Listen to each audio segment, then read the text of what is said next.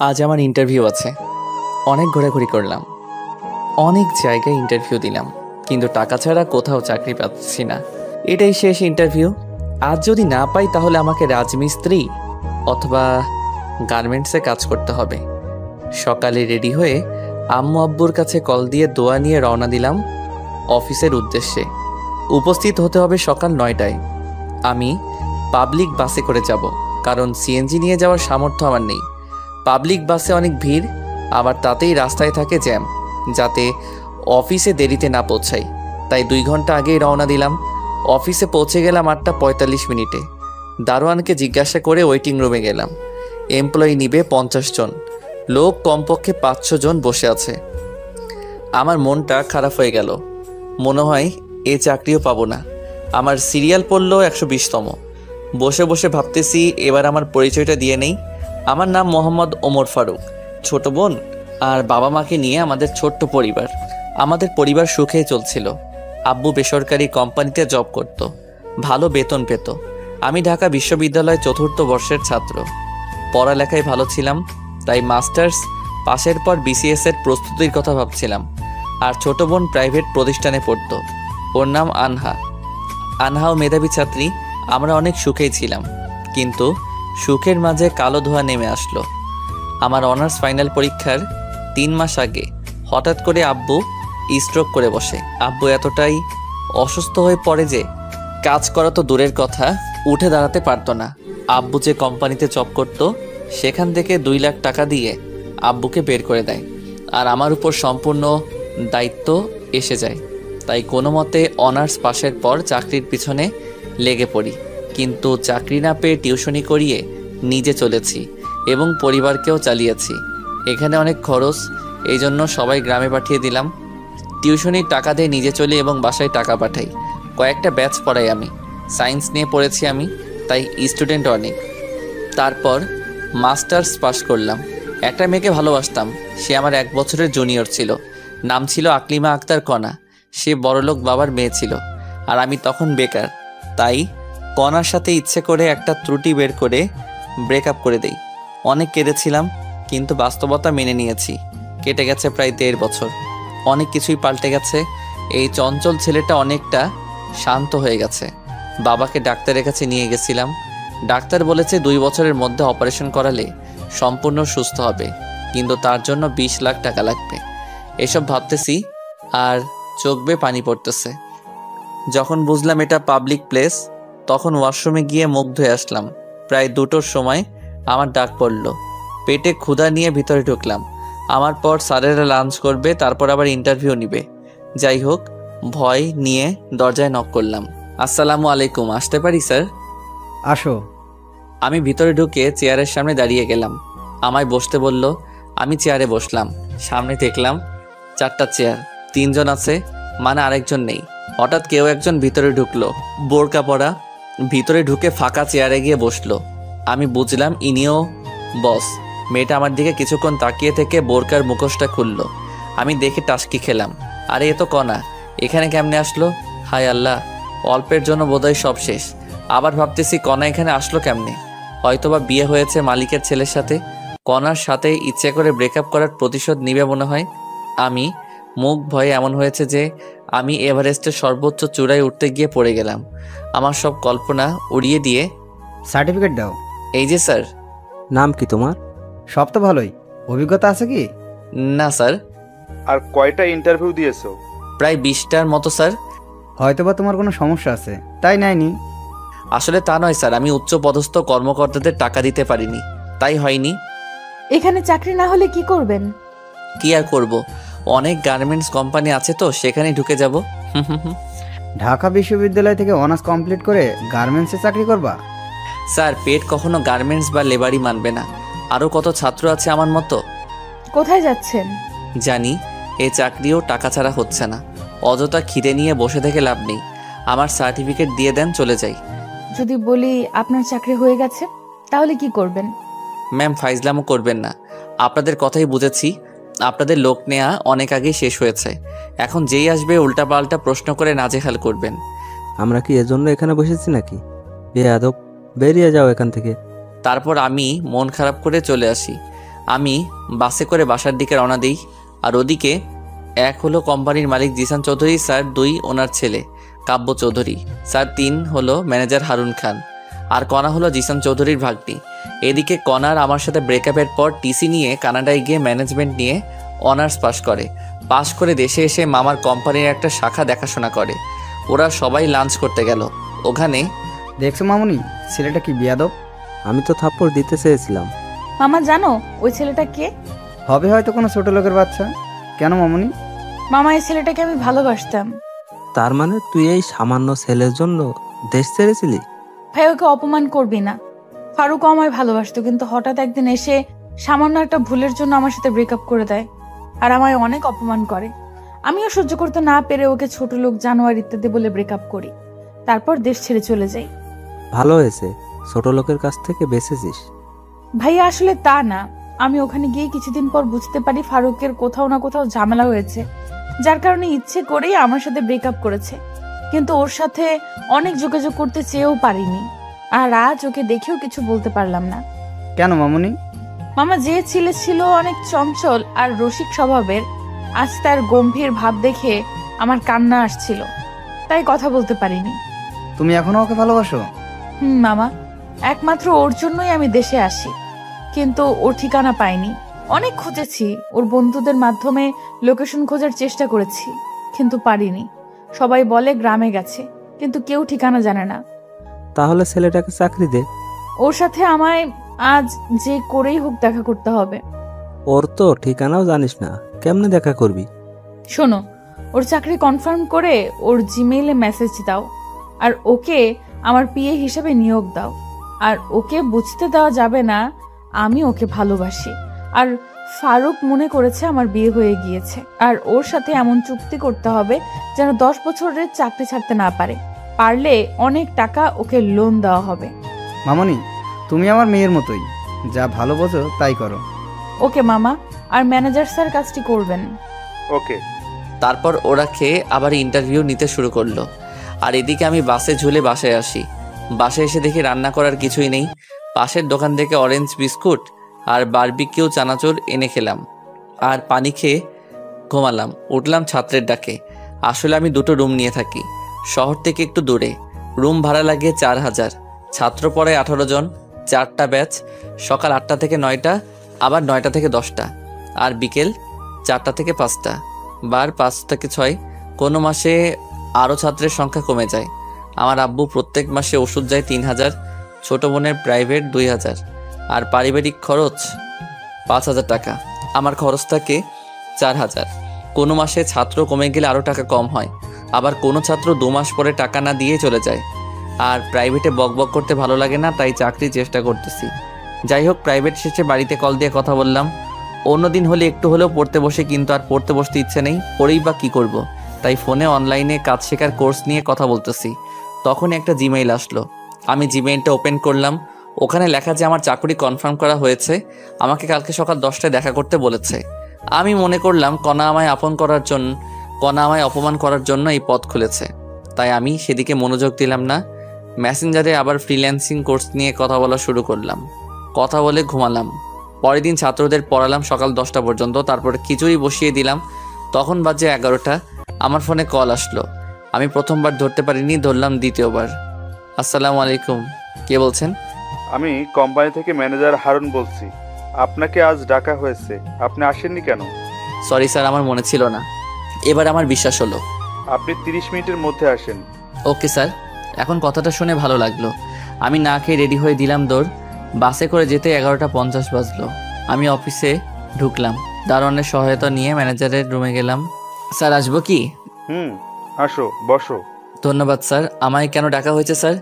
তোমার চাকরি হয়েছে, কিন্তু কিছু শর্ত আছে। কি শর্ত স্যার? সেটা অফিসের মালিক বলবে। চলো আমার সাথে। ওকে, চলেন। তারপর ম্যানেজার স্যার আমায় জিসান স্যারের কেবিনে নিয়ে গেল। স্যার আমায় বসতে বলল। ম্যানেজার স্যার চলে গেল কেবিনে। আমি আর জিসান স্যার। তুমি কি নিয়ে পড়ছো? স্যার, আমার মূল সাবজেক্ট ছিল আইসিটি, কিন্তু বিজ্ঞানের সব বিষয়ে পারদর্শী ছিলাম। তাহলে তোমার একটা কাজের দায়িত্ব দেই। কি কাজ স্যার? আসলে আমার অফিস 3টা, আর আমার ব্যবসার কাজে সবসময় দেশের বাইরে থাকতে হয়, তাই হেড অফিস আমার ছেলে দেখে। এইটা শাখা, একটা শাখা অফিস আমার মেয়ে দেখে, আরেকটা আমার ভাগ্নি দেখে।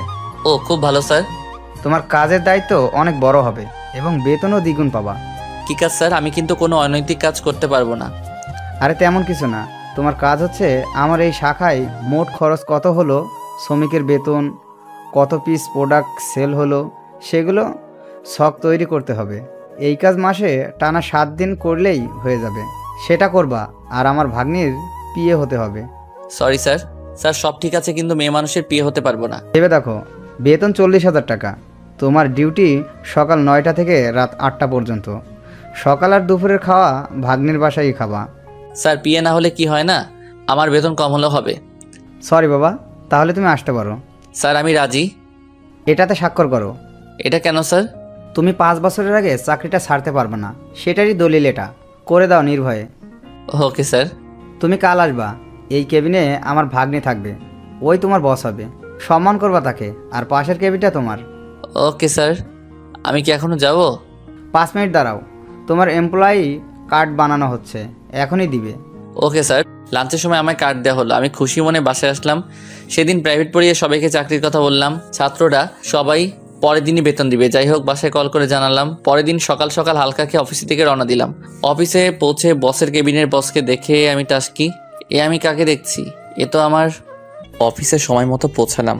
আজ আমার জয়েনের দিন, আর আমার কাজ শিখিয়ে দিবে বস। আর কালকে জিসান স্যার বলেছে তার ভাগ্নি অর্থাৎ আমাদের নতুন বস আমায় কাজ শিখিয়ে দিবে, এবং আমি বসের বিয়ে। তাই সবার আগে আমায় বসের রুমে যেতে হবে। আমি বসের রুমের দরজায় নক করলাম। আসতে পারি ম্যাম? বসুন। আমি ভিতরে ঢুকে বসের চেয়ারে কণাকে দেখে পুরাই শকড হয়ে গেলাম। তার মানে কণাই স্যারের ভাগ্নি। কাম সারছে। ব্রেকআপের শখ আমার মিটিয়ে দিবে। আমি ভয়ে ভয়ে ভিতরে গিয়ে কণার সামনের চেয়ারে বসলাম। কেমন আছো ফারুক? জি ম্যাম, আল্লাহর রহমতে ভালোই আছি। আমার ম্যাম ডাকতেছো কেন? তুমি কি আমায় ভুলে গেছো? ম্যাম, আপনার সাথে আগে যে পরিচয় থাকুক না কেন, এখন আর নেই। এখন শুধু একটাই সম্পর্ক, সেটা হলো বস আর সাধারণ কর্মীর। এমন করে বলো না। তোমার পরিবারের সবাই কেমন আছে? আছে একরকম। আপনি কেমন আছেন? 3 দিন থেকে অনেক খুশিতে আছি। তাই নাকি? আপনার স্বামী কি ব্যবসায় অনেক লাভ করেছে, নাকি কোথাও ঘুরতে যাবেন? না, তেমন কিছু না, আমি বিয়ে করিনি। ভালো তো, আমার কাজটা বুঝিয়ে দিলে ভালো হতো। তোমার কাজ সবসময় আমার সাথে থাকা। Okay ma'am. তুমি আর আগের ফারুক নেই, যে ফারুক ছিল চঞ্চল আর বন্ধুদের সারা দিন মাতিয়ে রাখতো। আর তুমি এখন এত গম্ভীর কেমনে হয়েছো? সব বাস্তবতা ম্যাম। আমি জানি তুমি আমার সাথে চাপে পড়ে ব্রেকআপ করেছো, কিন্তু কেন করেছো বলবা প্লিজ? আর ওসব কথা বাদ দেন ম্যাম, আমার কেবিন দেখিয়ে দেন। দাঁড়াও, আমি আসতেছি। কণা বাইরে গেল। আমি কণার কেবিনটা দেখতেছি। অনেক সুন্দর আর সব সাজানো, একদম কণার মতো। রুমটি থাই গ্লাস দিয়ে ঘেরা। ভিতর থেকে সব দেখা গেলেও বাইরে থেকে দেখা সম্ভব না। আমি বসে আছি চেয়ারে।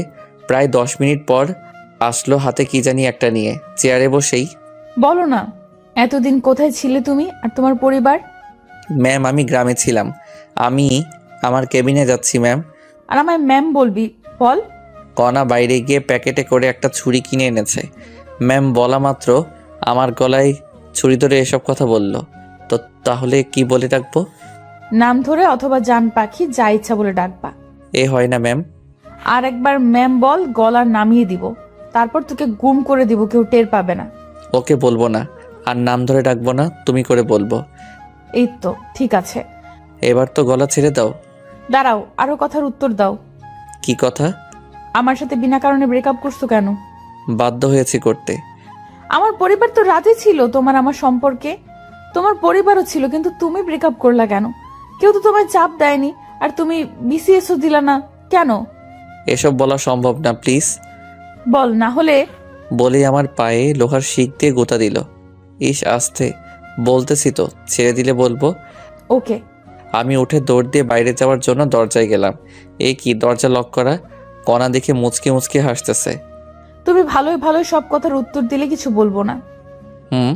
বলো তাহলে শুরু থেকে। সামনে অনার্স ফাইনাল, হাতে 2 মাস সময় আছে। আমি আদিলের বাসায় নোট নিতে গিয়েছি। বাসায় এসে দেখি আম্মু আর ছোট বোন কান্না করতেছে। রুমে গিয়ে দেখি আব্বু অচেতন আর আম্মু মাথায় পানি ঢালছে। আমি যখন বুঝতে পারলাম কিছু হয়েছে, তখন আব্বুকে দ্রুত হাসপাতালে ভর্তি করাই। তারপর? আর কি, ডাক্তার বের হয়ে বলল আব্বু স্ট্রোক করেছে। আব্বু কর্ম করতে পারবে না, চলতে পারবে না, এক কথায় অকেজো। পুরো পরিবারের দায়িত্ব তখন আমার উপর। আবার সামনে পরীক্ষা। আব্বুর অফিস থেকে 2 লাখ টাকা দিল। আর ঢাকায় তো অনেক খরচ, আবার ছোট বোনের স্কুল ফি, আব্বুর ওষুধ সহ প্রত্যেক মাসে অনেক টাকা যেত। তাই সবাইকে গ্রামে পাঠিয়ে দিলাম আর আমি প্রাইভেট পড়ানো শুরু করলাম। তখন তুমি কিছুই জানোনি, আমি বলিনি তোমায়। আমার স্বপ্নগুলো চুরমার হয়ে গেল আর তুমি আবার প্রেশার দেওয়া শুরু করলা, সময় দেই না ইত্যাদি। তাই বাধ্য হয়ে তোমার সামান্য একটা ভুল ধরেই ব্রেকআপ করে দিয়েছি, কারণ তখন আর আমার কোনো উপায় ছিল না। সাবাস, খুব ভালো কাজ করেছো। কুত্তা কোথাকার, আমি কি তোমায় ভালোবাসতাম না? আমায় একবার বললে কি হতো যে তোমার বাসায় এত বড় ঘটনা ঘটে গেছে? তার জন্য দুঃখিত। এখন আঙ্কেলের কি অবস্থা? ডাক্তার বলেছে 5 বছরের মধ্যে যদি অপারেশন করাতে পারি তাহলে সম্পূর্ণ সুস্থ হয়ে যাবে। তার জন্য 20 লাখ টাকা লাগবে, আর আমার পক্ষে 20 লাখ টাকা সম্ভব না। তাই হাল ছেড়ে দিয়েছি। আমি দিলে নিবা কি? করুণা করছো আমায়? দেখো, করুণা করছি না। আমি জানি যদি আমি তোমায় টাকা দিতে চাই তুমি নিবা না, তাই অফিস থেকে লোনের ব্যবস্থা করব। তাহলে আমি রাজি। ওকে, এখন চলো তোমায় কাজ করা শিখাই দিই। ওকে। কণা আমাকে আমার কেবিনে নিয়ে আসলো, তারপর কম্পিউটারে ছক তৈরি করা শেখাচ্ছে। আমি এই সাবজেক্ট নিয়ে পড়েছি, তাই অভিজ্ঞতা আছে, দ্রুতই শিখে নিলাম। কণা আমায় বাকি কাজ কমপ্লিট করতে বলে চলে গেল। আমি কাজ করতে লাগলাম। তখনই একটা অপরিচিত মেয়ে রুমে ঢুকলো। Hello, hello. কথা বলার ইচ্ছে নেই, তবু ভদ্রতার খাতিরে বললাম, আমি লিপি। আপনার নাম? আমার নাম ফারুক। আপনি এই পড়ালেখা কোথা থেকে করেছেন? ঢাকা ইউনিভার্সিটি থেকে। আপনি? জাহাঙ্গীরনগর থেকে। আপনি রিলেশন করেন না? করতাম, কিন্তু ব্রেকআপ হয়েছে। ভালো তো। হুম। আপনি কথা কম বলেন কেন? ভালো লাগে তাই। আপনি অনেক হ্যান্ডসাম। ধন্যবাদ। আমরা কি একে অপরকে তুমি করে বলতে পারি? আপনি পারবেন, কিন্তু আমি আপনি করে বলবো। তা কি করে হয়? এমনি, যদি পারেন করবেন, না হলে নেই। চেষ্টা করব। হুম। আমি আবার কাজে মনোযোগ দিলাম, আর এদিকে লিপি বকবক করে যাচ্ছে। আমি মাঝে মাঝে হুম করতেছি। জানি না কাজ কতক্ষণ করেছি। একটু পর কণা আসলো আমার রুমে চেক করার জন্য। রুমে এসে লিপিকে দেখে লিপির সামনে গিয়ে, এখানে কি করেন আপনি? জি ম্যাম, নতুন কলিগ আসছে তাই পরিচিত হতে আসলাম। নতুন কলিগ আসলেই কি পরিচয় হতে হবে নাকি? আপনার কাজ নেই? জি ম্যাম, শেষ হয়েছে। এখনই আমার কেবিনে আসবেন, অনেক কাজ পড়ে আছে। আর আপনি বলেন কাজ নেই? ওকে ম্যাম, আপনি আসতেছেন? ওকে, আপনি আমার কেবিনে যান। লিপি কণার কেবিনে গেল, আর কণা আমার সামনে একটা চেয়ার টেনে বসলো। কাজ করতে কোনো সমস্যা হলে আমাকে বলো। অনেকদিন পর কম্পিউটারে এসব কাজ করতেছি। প্রথমে একটু সমস্যা হলেও এখন একটু ভালোভাবে করতে পারতেছি। যেগুলো কাজ দিলাম কতক্ষণ লাগবে সেগুলো করতে? যদি টানা করি তাহলে আর 2 ঘন্টাই হবে। ভালো তো, আমি তো ভেবেছিলাম আজ সারাদিন লাগবে কাজটি করতে। না ম্যাম, লাঞ্চের পর কাজ শুরু করলেই হয়ে যাবে। আর কতক্ষণ আছে লাঞ্চের দেখো তো। ও শিট, আর মাত্র 20 মিনিট আছে লাঞ্চের। আমি জানি সময় নেই, লাঞ্চের সময় রেডি থেকো। কেন ম্যাম? আবার ম্যাম বলছো? সরি, কিন্তু কোথায় যাবা? আমাদের বাসায় লাঞ্চ করতে। আমি যেতে পারবো না। তোমার বাসায় আমি কেন যাব? তোমার সাথে ব্রেকআপ করেছি, তার প্রতিশোধ কি তুমি এইভাবেই নিবা নাকি? কি? আমি প্রতিশোধ নিচ্ছি? আমি এমনি মজা করলাম। আমি তোমার বাসায় যেতে পারবো না, ক্যান্টিনে খেয়ে নিব। আলট্রা ভাব নিয়ে লাভ নেই, আর বলবো না। তোমায় চাকরি দেওয়ার সময় বলা হয়েছিল সকাল আর দুপুর আমাদের বাসায় খাবে। তুমি যখন খাবেই না, তাহলে আমাদেরই খাবার বেঁচে যাবে। আরে আমি তোমার সাথে ফাইজলামও করতেছি। আমি যাব তো, যাবার সময় আমায় ডাক দিও। আমার মনে ছিল না। আর ফ্রি খাওয়া ছেড়ে দেয়া যায় নাকি? আর ক্যান্টিনে খেলে তো একবেলায় কমপক্ষে 150 টাকা যাবে। আচ্ছা, ডাক দিব। এখন মনোযোগ দিয়ে কাজ করো, ফাঁকিবাজি চলবে না। Okay ma'am. আবার ম্যাম বললা কেন? আপনি তো ম্যামের মতো করে আদেশ করলেন, তাই ম্যাম বলেছি। যাই বলো, ম্যাম বলবা না। তাহলে আপামনি বলি। কাজ করা বাদ দিয়ে একটু বসলাম যে ফাইজলামও করি একটু। তোকে তো বলেই কেবিন থেকে বেরিয়ে গেল। কণা কেবিন থেকে বেরিয়ে যাওয়ার পর আমি কাজে মনোযোগ দিলাম। আসলে আমার কাজ অল্প, সপ্তাহে 1 দিন যদি মনোযোগ দিয়ে কাজ করি তাহলেই হবে। বাকি 6 দিন না করলেও সমস্যা নেই। যাই হোক, আমি কাজ করতে লাগলাম। আর ওদিকে কণা নিজের কেবিনে প্রবেশ করলো। কণা দেখলো লিপি সামনের চেয়ারে বসে আছে।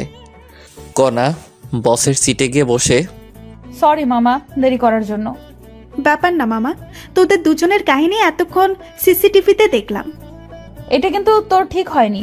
যাই হোক, কেমন দেখলি? মামা সেই, তুই একে কোথায় পেয়েছিস? আমি তো ক্রাশ খেয়েছি। তুই যদি না রিলেশন করিস আমায় বল, আমি এখনই প্রপোজ করব। 1 লাত্তি খাবি। ওকে আমি অনেক ভালোবাসি। ওর দিকে চোখ দিলে তোর আদনানকে সব বলে দিব। কল দিলেও সমস্যা নেই। আমি ফারুককে যদি পাই তাহলে আদনানকে এমনিতেই ছেড়ে দিতাম। ওকে, তাহলে কল দিলাম। আরে পাগল নাকি, কল কেটে দে। তোর ফারুক কাকে তুই রাখ বইন। এই তো গুড গার্ল। একটু পর লাঞ্চ করতে হবে। তুই তোর কেবিনে যা, আমি বাসায় যাব। ওকে, ট্রিট কবে দিবি সেই কথা বল। চিন্তা করিস না, কয়েকদিনের মধ্যে ট্রিট পাবি। ওকে মামা, আমি যাচ্ছি। ওকে। তারপর লিপি নিচের কেবিনে চলে গেল আর কণা টেবিলের উপর থাকা একটা ফাইল মনোযোগ দিয়ে দেখতে থাকলো। এবার লিপির পরিচয় দিয়ে নেই। লিপি আর কণা এখন ঘনিষ্ঠ বন্ধু এবং দূরসম্পর্কের বোন হয়। লিপি আর কণা ভালো বন্ধু, কিন্তু অফিসে দেখে কখনো বোঝা যাবে না ওরা বেস্ট ফ্রেন্ড। লাঞ্চের সময় হলো, তখন কণা কেবিন থেকে বেরোলো।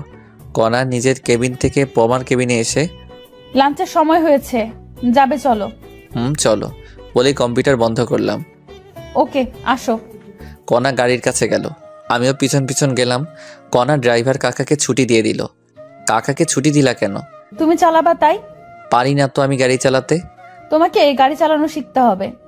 আমার শেখা লাগবে না, আমি ড্রাইভারই করব না। তাহলে আমার ড্রাইভার কি হবে? বুঝলাম না, কি বললা? আরেকবার বলো তো। না কিছু না। তোমার ড্রাইভার মানে কি বোঝাতে যাচ্ছ তুমি? তুমি যা বোঝো তাই।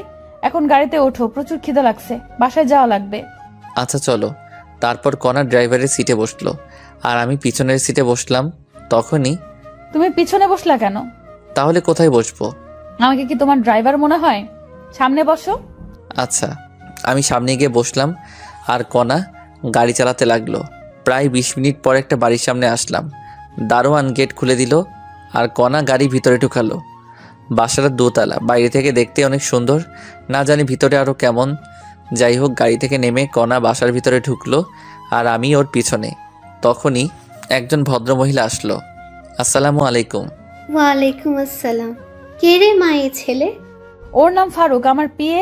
আর ফারুক উনি আমার আম্মু। বাবা তুমি বসো, আমি আসতেছি। আর কণা শুনে যা তো। ঠিক আছে। আমি বসে ফোন টিপতে লাগলাম আর ওদিকে কণাকে ওর আম্মু বেডরুমে নিয়ে গেল। কণা, এই নামটা কেমন যেন তোর মুখে শুনেছি। ওমর ফারুক। ওই বজ্জাত ছেলে যে তোকে ছেড়ে চলে গেছে, সেই ছেলে এই ছেলে নাকি? দাঁড়া, একে এখনই ঘাড় ধাক্কা দিয়ে বের করে দেব। বলেই দরজার কাছে আসছে। তখনই, আম্মু দাঁড়াও, তুমি জানো না ফারুক তখন কোন পরিস্থিতিতে ছিল? ওই পরিস্থিতিতে যে কেউ এই কাজ করতে পারে। কি হয়েছিল সেটা বল তাড়াতাড়ি। শোনো তাহলে। তুই কি ফারুককে এখনো ভালোবাসিস? আম্মু, এর জন্যই পমি তখনও কোনো রিলেশনে জড়ায়নি। ফারুক কি পরে আরো রিলেশনে গিয়েছিল? আর আমি ওকে গিয়ে বলে দেই তুই ওকে ভালোবাসিস? পাগল নাকি? তাহলে এভাবে ধুকে ধুকে মরবি নাকি? আম্মু, ওকে অনেকদিন পর খুঁজে পেয়েছি, একটু সময় যাক। আর ওর মাথার উপর অনেক চাপ। ওকে, সমস্যা নেই, তবে একটা জিনিস মাথায় রাখবি, ভালোবাসা হারিয়ে ফেলিস না। এখন কথা না বলে জামাই আসছে, খাওয়াও আগে। মনে ছিল না, চল টেবিলে। ছেলেটা মনে হয় বসে আছে। চলো। আমি বসে আছি, তখনই কণা আর আন্টি আসলো। বাবা, দেরি করার জন্য দুঃখিত। আন্টি কি বলেন এগুলো? আমি ম্যামের শুধু পিয়ে, আমাকে সরি বলছেন কেন? আর দেরি হতেই পারে। টেবিলে বসো। আসো। আপনিও চলেন ম্যাম। চলো। রাগী ভাবনি আমার দিকে তাকিয়ে দাঁতে দাঁত চেপে কথাটা বলে টেবিলে গিয়ে বসলো। আন্টি আপনিও বসেন। না বাবা, আমি লাঞ্চ করেছি, এখন তুমি করো। আপনি করেছেন তো? যাই হোক, আর বকবক না করি খাওয়া শেষে আন্টির হাতের পাকের অনেক প্রশংসা করলাম, কারণ মুরগির মাংস সুন্দর হয়েছিল। তারপর কণা আমাকে ওদের বাসা দেখাতে নিয়ে গেল। বাসাটা দোতলা, নিচের তলায় 3 রুম আর একটা কার রাখার জায়গা, উপর তলায় 4 রুম। উপর তলায় কণার পরিবার থাকে আর নিচতলায় ভাড়াটিয়া। কণা আমায় ছাদে নিয়ে গেল, দেখি অনেক ফুলের গাছ ওদের ছাদে। তুমি এখনো ফুল পাগলি থেকে গেলা? যাকে ভালোবাসতাম তাকেই এখনো ভালোবাসি, তাহলে ফুল পাগলি কেন থাকবো না? যাক, তুমি তাহলে একজনকে পেয়ে গেছো। তাতে তোমার কি?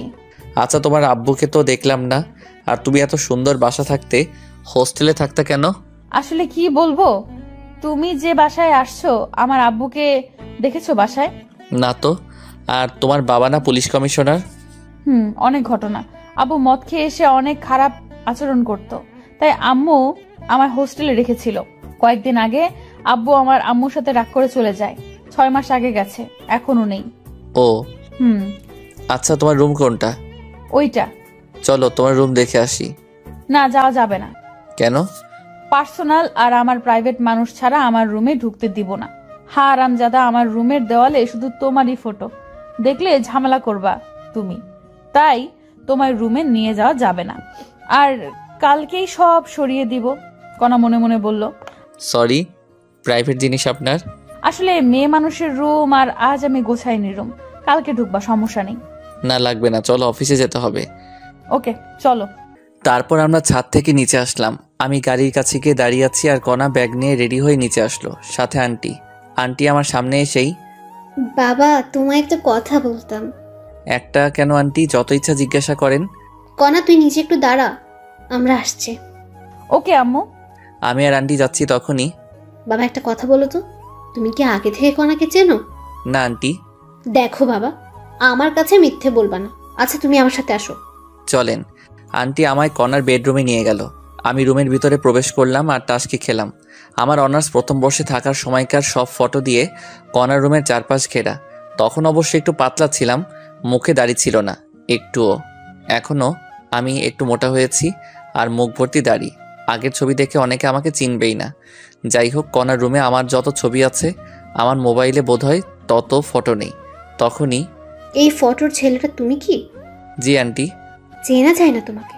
যাই হোক, তোমার আব্বু এখন কেমন আছে? আল্লাহর রহমতে ভালো আছে। আমার মেয়ে এখনো এই ছবি প্রত্যেক দিন বের করে কাঁদে। বালিশের নিচ থেকে একটা ফটো দেখালো। ওই ফটো আমি আর কণা একটা স্টুডিওতে তুলেছিলাম। আন্টি, আপনার মনের ভুল। কণার আর আমার ব্রেকআপ অনেক আগেই হয়েছে। সেটা শুনেছি। কণা তোমার কাছে ফিরে আসলে ওকে মেনে নিবে না? আন্টি, আমি চাই কণা সুখে থাকুক, আর সুখে থাকার জন্য দরকার টাকা। আমার কাছে তো টাকা নেই, আর আমি কণার যোগ্য না। কণা অনেক ভালো পাত্র পাবে, আমি নিশ্চিত। বিসিএস ক্যাডার তো পাবেই, অনেক সুখে থাকবে। টাকা দিয়ে কি হবে বলো বাবা?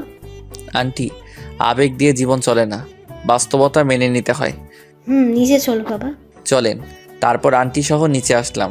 কণা গাড়ির ওখানে দাঁড়িয়ে কার সাথে যেন কথা বলছে। আমরা যাওয়া মাত্র কল কেটে দিয়ে রেখে দিল। কি হয়েছিল আম্মু? কণা, আজ আর তোদের অফিসে যাওয়া লাগবে না। কেন? আজ আমার মন ভালো নেই, তাই গল্প করব। ম্যাম, আমি তাহলে যাই? তোমার অফিস যাওয়া লাগবে না। তাহলে বাসায় যাই? না, চলো উপরে। ওকে। তারপর আমি, আন্টি আর কণা উপরে গিয়ে বসলাম। কণা আমার পাশে এসে বসলো। আন্টি আমাদের সামনে নাস্তা দিয়ে কোথায় যেন গেল। আমি টিভিতে খবর দেখায় মনোযোগ দিলাম। আন্টি আসলো 15 মিনিট পর, এসে সোফায় বসলেন। তখন, আচ্ছা বাবা, তুমি থাকো কোথায়? জি, এই সামনেই, এখান থেকে 2 কিলোমিটার হবে। খাওয়া দাওয়া করো কোথায়? হোটেলে বা ফুটপাতে। এইভাবে ফুটপাতে খেলে তো শরীর খারাপ করবেই। জানি সেটা। বাবা, আমাদের বাসায় একটা রুম ফাঁকা আছে, ওই রুমে থাকতে পারো।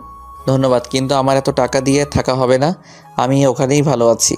তোমার ভাড়া আর খাওয়ার টাকা কিছুই লাগবে না, সব আমাদের সাথে। মনে করো তুমি আমাদের পরিবারের একজন সদস্য। করুণা করছেন আপনারা? করুণা না বাবা, আমাদের কিছু কাজ করে দিতে হবে। কি কাজ আন্টি?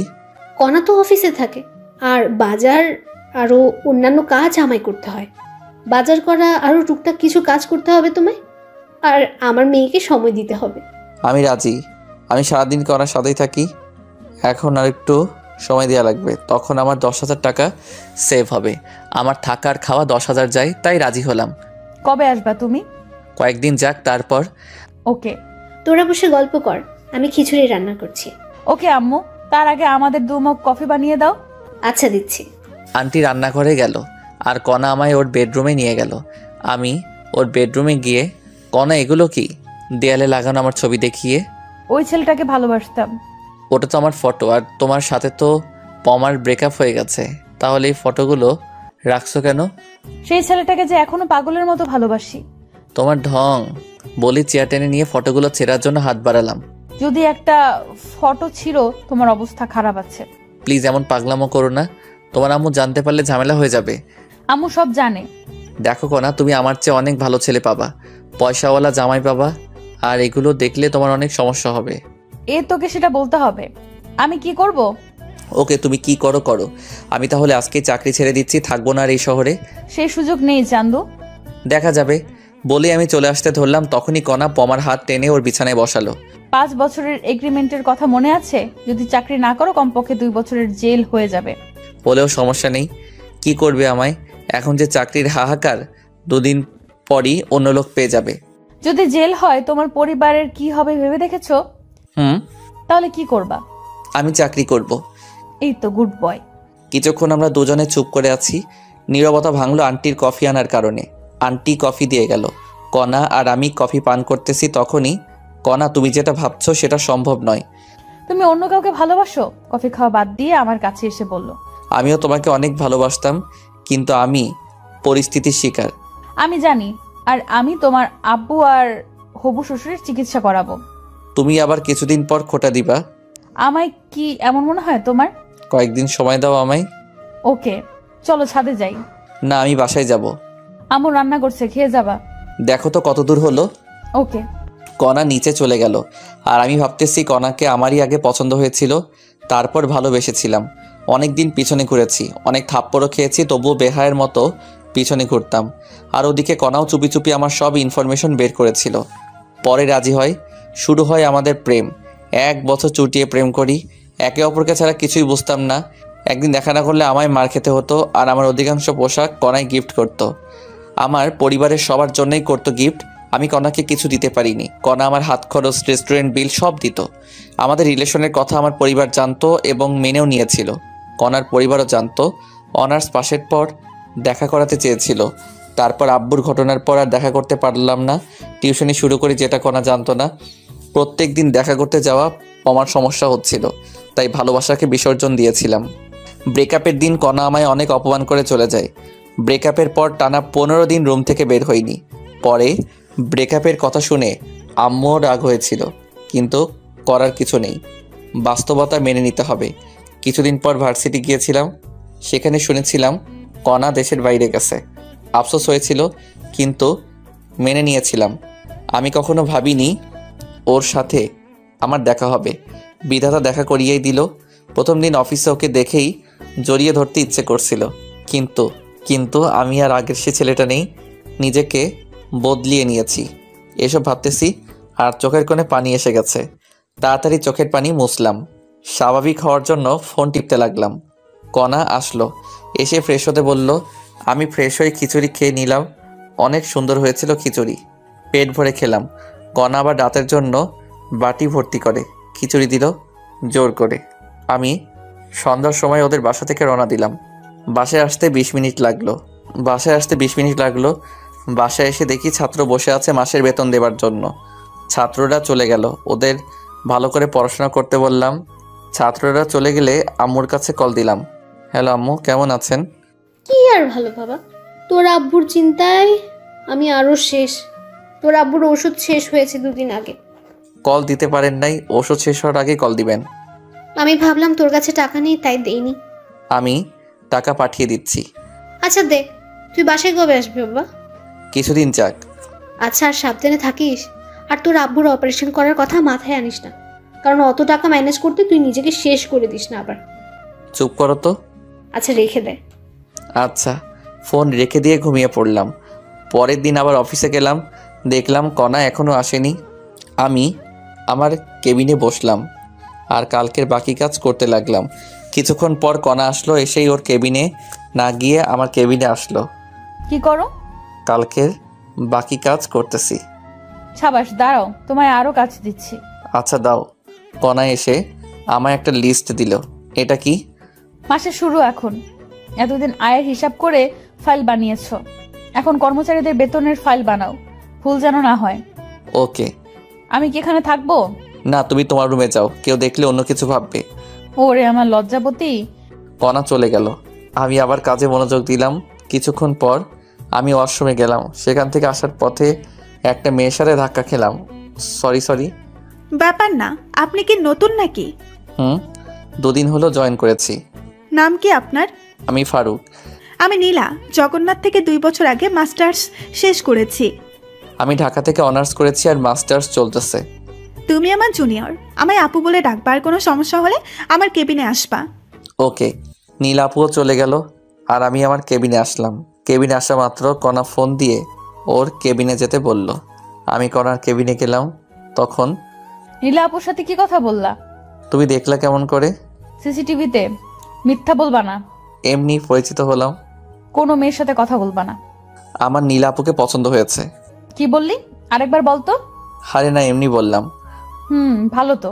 বলে চেয়ার থেকে উঠে দরজা লাগিয়ে আমার কাছে এসে টেবিলের উপর বসলো। এই কি করো? আমায় কিস করো। পাগল নাকি তুমি? কি বলছো এসব? কিস করবা না তাই না? কণা আমায় আকস্মিক লিপকিস শুরু করে দিল। জীবনের প্রথম এমন ফিলিংস হলো আমার। আর আমি নিজেকে ধরে রাখতে না পেরে রেসপন্স শুরু করলাম। আমি তো শুধু মধু খাচ্ছি। হঠাৎ কণা আমায় ধাক্কা দিয়ে সরিয়ে দিয়ে নিজের চেয়ারে গিয়ে বসলো। আমি তখন বুঝতে পারলাম এতক্ষণ কি করলাম। আমি তো অনেক লজ্জা পেয়েছি। লজ্জায় মাথা নিচু করে বসে আছি। কেমন লাগলো মহারাজ? চুপ করো। ভার্জিন ছেলেটাকে এইভাবে ধর্ষণ করলা? ওলে বাবালে, আমার ছোট খোকা। আরেকবার দিবাই মিষ্টি। তবে রে। আমার দিকে তেড়ে আসলো আর আমি দরজার কাছে দৌড়ে গিয়ে দেখি দরজা বন্ধ। মিষ্টি আর আমার লাগবে না, আমি আমার কেবিনে যাব। আমি তোমায় কিস করব না তো কে করবে? কণা আর আমি সামনাসামনি দাঁড়িয়ে আছি, পরস্পর সমান্তরাল। আর কণা আমার গলা জড়িয়ে ধরে কথাটা বলল, তুমি তো আমার জীবন। বলেই কণার কোমর জড়িয়ে ধরলাম। এই কি করো? এটা অফিস, ছেড়ে দাও। শুরু করেছে কে? অনেক হয়েছে রোমান্টিকতা, এখন নিজের কেবিনে যাও। আচ্ছা। আমি আমার কেবিনে যাওয়ার জন্য পা বাড়িয়েছি, তখনই দাঁড়াও। আবার কি? কেবিনে গিয়ে ভদ্র ছেলের মতো কাজ করবা, কোথাও তাকাবা না। আমার কাছে এসে আমার কপালে চুমু দিয়ে কণা রুমের দরজা খুলে দিল আর আমি বেরিয়ে আমার কেবিনে গেলাম। কেবিনে গিয়ে আবার কাজ করতে লাগলাম। অনেক গুরুত্বপূর্ণ লিস্ট তৈরি করতে লাগলাম। অল্প একটু ভুল হলেই অনেক টাকার গড়বড় পেকে যাবে। ওই একটা লিস্ট তৈরি করতেই কখন জানি লাঞ্চের সময় হয়ে গেছে। বলতেই পারলাম না। কণা আমার কেবিনে আসলো। মহারাজ, লাঞ্চ করবেন না? গুরুত্বপূর্ণ কাজ করতেছি, ক্যান্টিনে খেয়ে নিব। আজ তোমার সাথে যেতে পারবো না। তুমি কাজ করো, আমি তোমার জন্য খাবার নিয়ে আসবো। বাইরে যাবা না। আচ্ছা। আর একটা লিস্ট তৈরি করতেছি। আচ্ছা। কণা চলে গেল। মোবাইলে দেখলাম 1:25 বাজে। আবার কাজে মন দিলাম। আরও একটা লিস্ট তৈরি শেষ করলাম। সকাল থেকে 2টা কমপ্লিট করেছি আর তৃতীয়টায় গিয়ে মাথা কাজ করতেছে না, তাই বসে ফোন টিপতেছি আর কণার জন্য অপেক্ষা করতেছি। অপেক্ষার প্রহর শেষ করে মহারানী হাজির। আমার কেবিনে আসো। ওকে। কণার নিজের কেবিনে গেল আর আমি ফ্রেশ হয়ে আসলাম। কণার কেবিনে গিয়ে দেখি কণা প্লেটে খাবার তৈরি করে রাখছে। আমি ভিতরে গেলাম আর ওর সামনে গিয়ে বসলাম। তুলে খাওয়াও। লজ্জা করে আমার। দরজা লক করে দাও।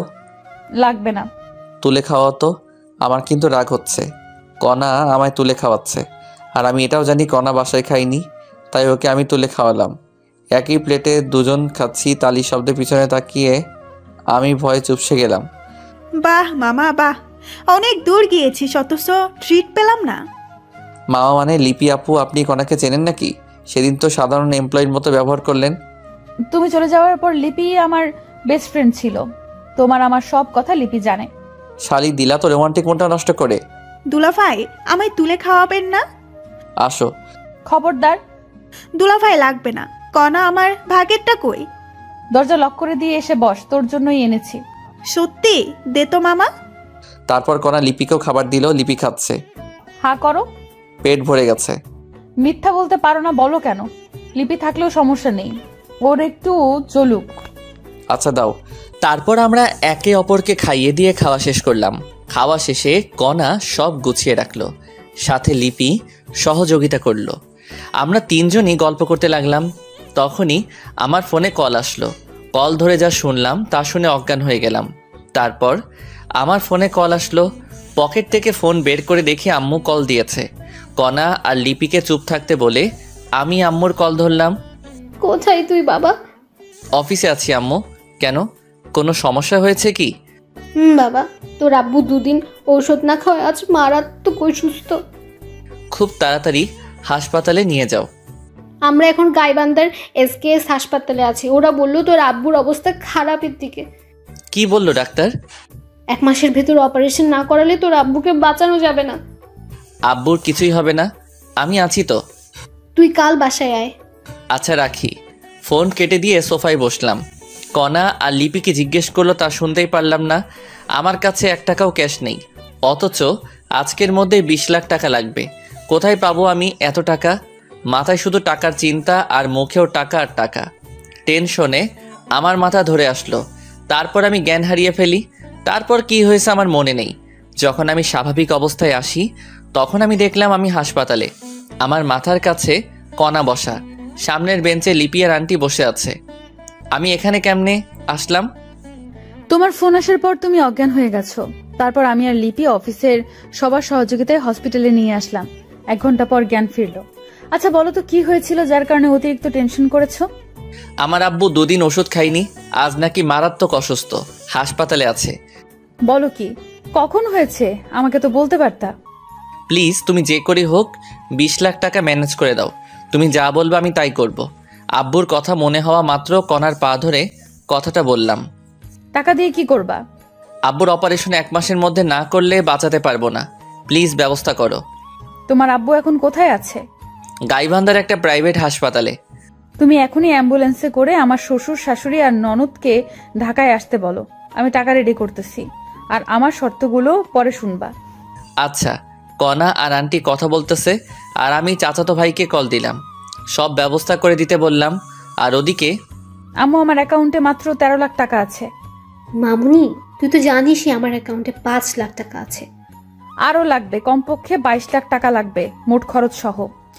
দেখো আমার অ্যাকাউন্টে 2 লাখ আছে। আমি আব্বুকে কল দিয়ে এখনই 5 লাখ টাকা নিয়ে আসতে বলি। যদি থাকে এখনই বলো। ওকে। লিপি ওর আব্বুকে কল দিয়ে সব খুলে বলল।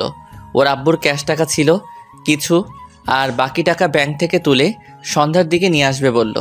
তারপর কণা আমার কাছে এসে, চিন্তা করো না, টাকা ম্যানেজ করেছি। আল্লাহ সহায় হলে আমার শ্বশুরের কিছুই হবে না। আমি তোমার সারা জীবন তোমার কেনা দাস হয়ে থাকবো। ছাড়ো, সামনে আম্মু দেখছে। এখন ব্যাংকে যাওয়া লাগবে, দেরি হলে ব্যাংক বন্ধ করবে। চলো। আমি আন্টি মানে হবু শাশুড়ি, কণা আর লিপি ব্যাংকের উদ্দেশ্যে রওনা দিলাম। মনটা আমার ছটফট করতেছে। আবার আম্মুর কাছে কল দিলাম। আম্মু, আব্বুর কি অবস্থা? এখন স্বাভাবিক হয়েছে। ওখানে আদনান থাকলে দাও তো। কথা বল। আদনান, আব্বু কি স্বাভাবিক? ভাইয়া, বড় আব্বু এখন স্বাভাবিক। আমি ঢাকায় যাওয়ার সব ব্যবস্থা করেছি, এখন রওনা দিব। সাবধানে নিয়ে আসিস। চিন্তা করতে হবে না, আমি ঢাকায় পৌঁছে কল দিব। ওকে, আমি টাকা ম্যানেজ করার চেষ্টা করতেছি। আমরা গাড়িতে উঠেই রওনা দিব। রাখি। ওকে। ফোন কেটে দিলাম, কারণ আমরা ব্যাংকে পৌঁছে গেছি। একসাথে 2 রিলেটিভ অ্যাকাউন্ট থেকে 18 লাখ টাকা তুলতে অনেক সমস্যা ঝামেলা তৈরি হলো। যখন আমার আব্বুর ইমার্জেন্সি অপারেশনের রিসিপ্ট দেখলাম তখন ক্যাশ দিল। টাকা নিয়ে অনেক সাবধানে কণার বাসায় আসলাম, কারণ দেশে অনেক চোর বাটপার আছে। টাকা গোপন জায়গায় রেখে দিলাম। আমার পরিবার আসতেছে, তাই আমার হবু শাশুড়ি বিরিয়ানি আর কলিজা ভুনা রান্না করতেছে। মনটা এখন হালকা লাগছে, খুশিতে কান্না করতে লাগলাম। তখনই কণা এসে হাত ধরে টেনে ওর রুমে নিয়ে গেল। এই হারামজাদা, কান্না করছো কেন? খুশিতে কান্না চলে আসছে। কান্না করো না প্লিজ। তুমি কান্না করলে আমারও চোখে পানি চলে আসে। আমার চোখের পানি ওর আঁচল দিয়ে মুছিয়ে দিয়ে, আমি তোমাকে পেয়ে ধন্য হয়ে গেছি। শর্তগুলো মনে রাখিও। যাই করো, আমার পরিবারকে ফেলে দিতে বলবা না। এসব না, কয়েকটা শর্ত বলে দেই। শুধু আমায় ভালোবাসতে হবে, আমায় কয়েকদিনের মধ্যে বিয়ে করতে হবে। সেখানে আমার ফ্যামিলি আর তোমার ফ্যামিলি একসাথে থাকবে। অন্য মেয়ের দিকে তাকালে চোখ তুলে ফেলবো। আর বাকি শর্তগুলো পরে বলবো। বলো রাজি কিনা? আমি তোমার সব শর্তে রাজি বলেই কণাকে জড়িয়ে ধরে বিছানায় ফেলে দিলাম। যখনই হবু শাশুড়ি ডাক দিল, কণা আমায় ধাক্কা দিয়ে বিছানায় বসলো। আমিও বসে ফোন টিপতে লাগলাম। শাশুড়ি এসে, তোমার আব্বু কতদূর আসলো? আর 2 ঘন্টার একটু বেশি লাগবে। তাহলে তোরা সবাই খেয়ে নে। ওকে। আমাকে অনেক খিদে লাগছে, তাই ফ্রেশ হয়ে পেট ভরে খেয়ে নিলাম। খাওয়া শেষে সোফায় বসে টিভি দেখতেছি। লিপির আব্বু টাকা নিয়ে আসলো, আমাকে চিন্তা করতে নিষেধ করলো এবং সাথে করে লিপিকে নিয়ে গেল। কণা টাকা রেখে আসলো আর আমার শাশুড়ি ঘুমাতে গেল। আর আব্বু আম্মু আসলে ডাক দিতে বলল। কণার কথা জিজ্ঞেস করলাম, কণা নাকি ঘুমিয়েছে। আমি সোফায় বসে আছি, তখনই কণা আসলো। তুমি ঘুমাওনি? না, তুমি এখানে তাই আসলাম। তুমি গিয়ে ঘুমাও। চুপ করো। বলেই আমার কোলে মাথা রেখে শুয়ে পড়ল। জানো আমি কখনো ভাবিনি এমন হবে। আব্বু আম্মু আসলে ডাক দিবা আমায়। রাত 11টায় আমি কল পেয়ে গেট খুলে দিলাম। দেখি ওরা হাইসে করে এসেছে। হাইস কেন? ভাইয়া অ্যাম্বুলেন্স ভালো না, তাই হাইস নিয়েছি। আচ্ছা, আব্বুকে ধরো, ভিতরে নিয়ে যাই। ওকে। তারপর আব্বুকে দোতলায় এনে গেস্ট রুমে শোয়ালাম। আব্বু সব দেখতে পারে কিন্তু কথা বলা আর হাঁটতে পারে না, আর এই কারণে ভিতরে কি জানি সমস্যা হয়েছে। আব্বুকে রুমে রেখে আসলাম, সাথে আম্মু আছে। আমার ছোট বোন আনহা গিয়ে কণাকে ডাক দিল। কণা আনহাকে চিনতে পেরে জড়িয়ে ধরে কান্না করতে লাগলো। আনহাও কান্না করতে লাগলো। যখন বুঝতে পারছে আম্মু আসছে, দৌড়ে আম্মুর কাছে গেল। মামুনি, ফারুক তোমার দেখা কেমন করে পেল? অনেক কাহিনী আম্মু। এখন বলো, আমাকে আগের মতো করে ছেলের বউ করবা না? তোমার আঙ্কেলের অবস্থা দেখছো কেমনে হয়? আম্মু, আমি অপারেশনের সব ব্যবস্থা করেছি। পরশুদিন সিঙ্গাপুরের উদ্দেশ্যে রওনা দিব। কাল সকালেই টিকিট কনফার্ম করব। তুই আমার মা হয়ে গেলি মামুনি। আল্লাহ তোমাকে অনেকদিন বাঁচিয়ে রাখুক। কণাকে টেনে নিয়ে কপালে চুমু খেয়ে, এখন চলো, খেতে হবে। তবে আব্বুকে একটু খাইয়ে ওষুধ খাইয়ে দাও। ওকে গাড়িতে খাইয়েছি, ওষুধও খাইয়েছি। এখন খাওয়ালে সমস্যা হবে, ও এখন ঘুমাবে। চলো, খাবে তুমি। তারপর আম্মু, আনহা আর আদনান ফ্রেশ হয়ে এলো। আন্টি মানে হবু শাশুড়ি পরিবেশন করলো আর ওরা সবাই খেয়ে নিল। খাওয়া শেষে সবাই একখানে বসলাম। সেখানে টিকিট কয়টা কাটবো? 4টা টিকিট কেটে রাখো। ওকে, কিন্তু কে কে যাবে? আম্মু যাবে, আব্বুর সেবা করতে হবে, সেগুলো আমরা পারবো না। আমি যাব, তুমি যাবে আর আব্বু। ওকে, কাল সকালে। এখন সবাই ঘুমিয়ে পড়ো। ওকে। 4টা রুম, কিন্তু বেড 3টা। একটায় আব্বু আম্মু, আরেকটায় কণা, শাশুড়ি আর আনহা, আর আরেকটায় আমি আর আদনান ঘুমিয়ে পড়লাম। পরের দিন উঠলাম কণার ডাকে। উঠে নাস্তা করলাম। নাস্তা করে অনলাইনে টিকিট কাটার জন্য রওনা দিলাম। টিকিট কনফার্ম করে টিকিটের রিসিভের ফটোকপি নিলাম। এটা দেখালেই টিকিট দিয়ে দিবে। আব্বুকে নিয়ে আমি আর কণা বাংলাদেশের নাম করা বেসরকারি হাসপাতালে গেলাম। ডাক্তার কণার পরিচিত হওয়ার সুবাদে সিরিয়াল খুব তাড়াতাড়ি পেয়ে গেলাম। ডাক্তার অনেক সতর্কভাবে আব্বুর চেক আপ করলো। আব্বুর শরীর এখন কেমন আর আব্বুর শরীর কোন ধরনের অপারেশন সহ্য করতে পারবে সে অনুযায়ী একটা রিসিপ্ট তৈরি করলো। সেদিন আরও কিছু কাজ করলাম। দিনটি কেমনে কেটে গেল বুঝতেই পারলাম না। পরের দিন আবার সেই হাসপাতালে গেলাম। এই হাসপাতালের মাধ্যমে আমরা সিঙ্গাপুর যাব, আর ওখানে যা কাজ করা লাগবে সব এই ডাক্তাররাই করবে। আমরা সকাল 10টায় গেলাম হাসপাতালে। আবার রিসিপ্ট নিয়ে ব্যাংকে গিয়ে 20 লাখ টাকা ডোনেট করলাম। টাকা ডোনেট করার পর রিসিপ্ট নিয়ে বাসায় আসলাম। আমাদের বিকেল 4টায় ফ্লাইট, তাই আমরা রেডি হলাম। টিকিট অবশ্য কাটা ছিল আমাদের। আমরা রওনা দিলাম দুপুর 2টায়। যথাসময়ে প্লেন উড়াল দিল। দীর্ঘ 6 ঘন্টা পর আমরা সিঙ্গাপুরের মাটিতে পা রাখলাম। আমরা সরাসরি হাসপাতালে চলে গেলাম। আমাদের কাছ থেকে রিসিপ্ট জমা নিল এবং আব্বুকে ভিতরে নিয়ে গেল। কিছুক্ষণ পর এসে অভিভাবক অর্থাৎ সাদা স্ট্যাম্পে আমার স্বাক্ষর নিল। স্বাক্ষর করা শেষে ওরা চলে গেল। অপারেশন শুরু হলো। আমরা বাইরে দাঁড়িয়ে আছি। আম্মু তো শুধু কান্নাই করছে, থামছেই না কিছুতেই। আমারও কান্না আসতেছে, কিন্তু আমায় শক্ত হয়ে থাকতে হবে।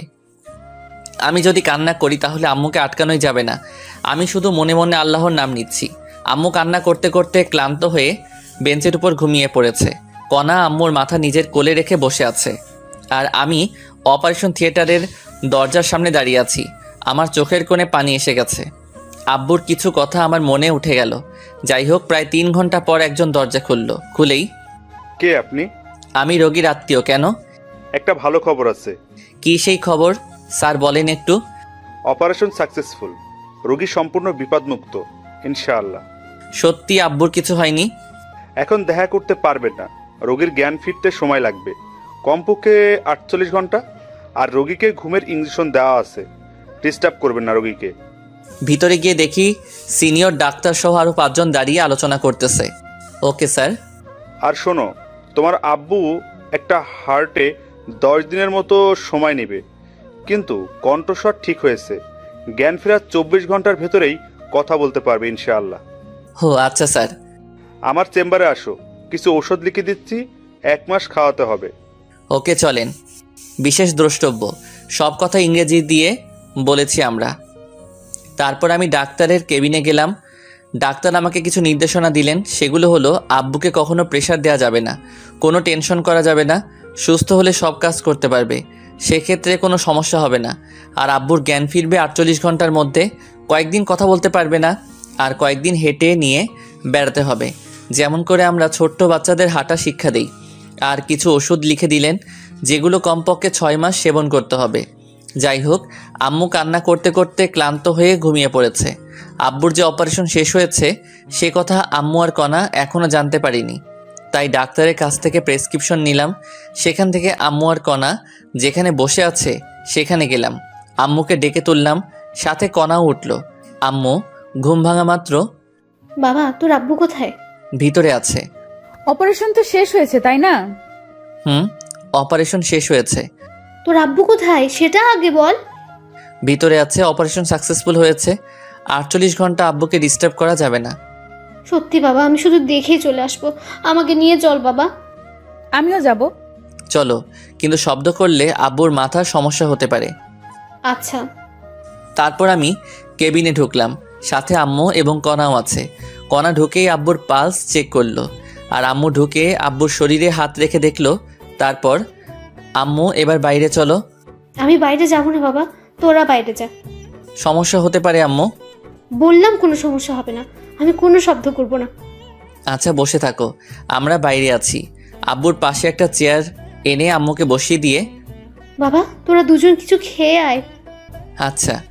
আম্মু কেবিনে বসে আছে, আমি আর কণা বাইরে আসলাম। তখন, এই তোমার কার্ডে কি টাকা আছে? আমি রেখে দিয়েছি। ও রেখে দাও, টাকা লাগতে পারে। বলেই আমি বাইরে যাওয়ার জন্য পা বাড়ালাম। কোথায় যাচ্ছ তুমি? আমি খাবার কিনে আনতেছি। দাঁড়াও, মিথ্যা বলতে পারো না, বলো কেন? মিথ্যা বললাম কখন আমি? জানি তোমার কাছে কোনো টাকা নেই, এখান থেকে খাবার নিয়ে আসিও। আমার হাতে ও ডেবিট কার্ডটা দিয়ে, আচ্ছা আসলে আমার কাছে 5,000 টাকা ছিল মাত্র। তুমি কোথায় থাকবা? কোথায় আবার? আম্মুর সাথে। ওকে। কণা আম্মুর কাছে গেল, আর আমি বাইরে গেলাম। সেখানে ভাত না পেয়ে বিরিয়ানি নিয়ে আসলাম। 4 প্যাকেট বিরিয়ানি নিয়ে আসলাম। এসেই আম্মু এদিকে এসে তুলে খাওয়াও আমাদের। আচ্ছা চল। তারপর আম্মু আমাকে আর কণাকে খাইয়ে দিচ্ছে, আর আমরা দুজন আবার আম্মুকে খাওয়াচ্ছি। খাবার এক পর্যায়ে, আজ আমি অনেক খুশি।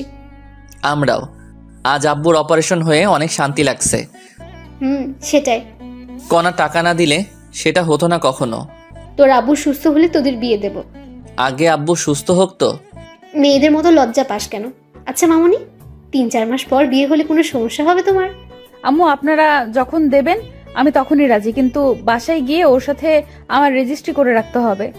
আচ্ছা মামুনি, আমরা একটু সামলে উঠবো। আর শোনো, তোমাদের তো কাল রাতের ঘুমও হলো না। ওখানে যে বেঞ্চ আর ফাঁকা বেড আছে ওখানে ঘুমিয়ে পড়ো। আচ্ছা। তারপর আমরা অনেক কষ্টে ঘুমালাম। ঘুম থেকে উঠলাম পরের দিন সকালে। সেদিনটাও কেটে গেল। পরের দিন উঠে ভালো লাগছিল না, তাই কণাকে নিয়ে বাইরে গেলাম। একটা পার্কে আমি আর কণা বসে আছি তখন। আচ্ছা বলো তো, তোমার শর্তগুলো পূরণ করতে হবে না? যখন তুমি আমার কথা শুনবা না তখন বলবো। আমাকে কাছে টেনে নিয়ে আমার কপালে আলতো করে একটা চুমু দিয়ে বলল, আচ্ছা। বলেই জড়িয়ে ধরলাম। তখনই কণা একটা আইসক্রিমের ভাসমান দোকান দেখে আইসক্রিমের বায়না ধরলো। মহারানী আইসক্রিম খাবে। আমি আইসক্রিম এনে দিলাম। আইসক্রিম আমার একেবারে অপছন্দ। আমাকেও খেতে বলল, কিন্তু আমি খেলাম না। কণা আইসক্রিম খাচ্ছে ছোট বাচ্চাদের মতো করে। খাওয়া শেষে ঠোঁটের চারপাশে আইসক্রিম লেগে আছে। তোমার ঠোঁট মুছে ফেলো। আমি পারবো না। দেখো ঠোঁট পরিষ্কার করো, না হলে ঠোঁট কামড়ে ছিঁড়ে ফেলবো কিন্তু। ছিঁড়ে ফেলো, তোমার জন্যই তো রাখা। তারপর আর কি লাগে, ফায়দা যাকে বলে। কণাকে লিপ কিস করতে লাগলাম। কণাও আমাকে জড়িয়ে ধরলো। ওর ঠোঁটে আর এক বিন্দু আইসক্রিম লেগে নেই, তবু আমি ছাড়লাম না ওকে। তারপর ধীরে ধীরে গলায় কিস করলাম। তখনই কণা কেঁপে উঠে আমায় জড়িয়ে ধরলো। আমিও আবার শুরু করলাম। তখনই পিছন থেকে, এই আপনারা শিশু পার্কে এসব কি করেন? জরিমানা ধরা হবে কিন্তু। দুঃখিত, আমরা যাচ্ছি। তারপর আরও কিছুক্ষণ ঘুরলাম। সন্ধ্যার দিকে আম্মুর জন্য খাবার নিয়ে হাসপাতালে আসলাম। হাসপাতালে এসে দেখে আব্বু হাত নাড়ানাড়ি করতেছে। তখনই আমি ডাক্তারকে ডেকে আনলাম। ডাক্তার আব্বুকে চেক আপ করে, I can believe this. Any problem doctor? না, একটা সুখবর আছে। কি সেই খবর? আসলে আপনার আব্বুর শরীরে অনেক ধরনের জিন বিদ্যমান, তাই আপনার আব্বুর অভিযোজন ক্ষমতাও বেশি। খুব সহজেই সব পরিবেশে খাপ খেয়ে নিতে পারে। আপনার আব্বুর সেসব এনজাইমের জন্য আপনার আব্বু শরীরের ভারসাম্য ফিরে পেয়েছে, কিন্তু এখনও জ্ঞান ফেরেনি, আর কথা বলতে পারবে কিছুক্ষণ পর। সত্যি ডাক্তার? আর ঘুমের ওষুধ দেয়নি। কিছুক্ষণের মধ্যেই আপনার আব্বু ঘুম ভেঙে যাবে। ভালো কিছু খাইয়ে দিয়েন, আমি আসি এখন। ওকে। তারপর ডাক্তার চলে গেল। আমি অনেক খুশি, আব্বু আবার আগের মতো চলতে পারবে। যাই হোক, আব্বুর জ্ঞান রাত 2টার দিকে আসলো। উঠা মাত্র আব্বুকে বাইরে থেকে আনা খাবার খাওয়ালাম, ওষুধ খাইয়ে দিয়ে আব্বুকে রেস্ট নিতে দিলাম।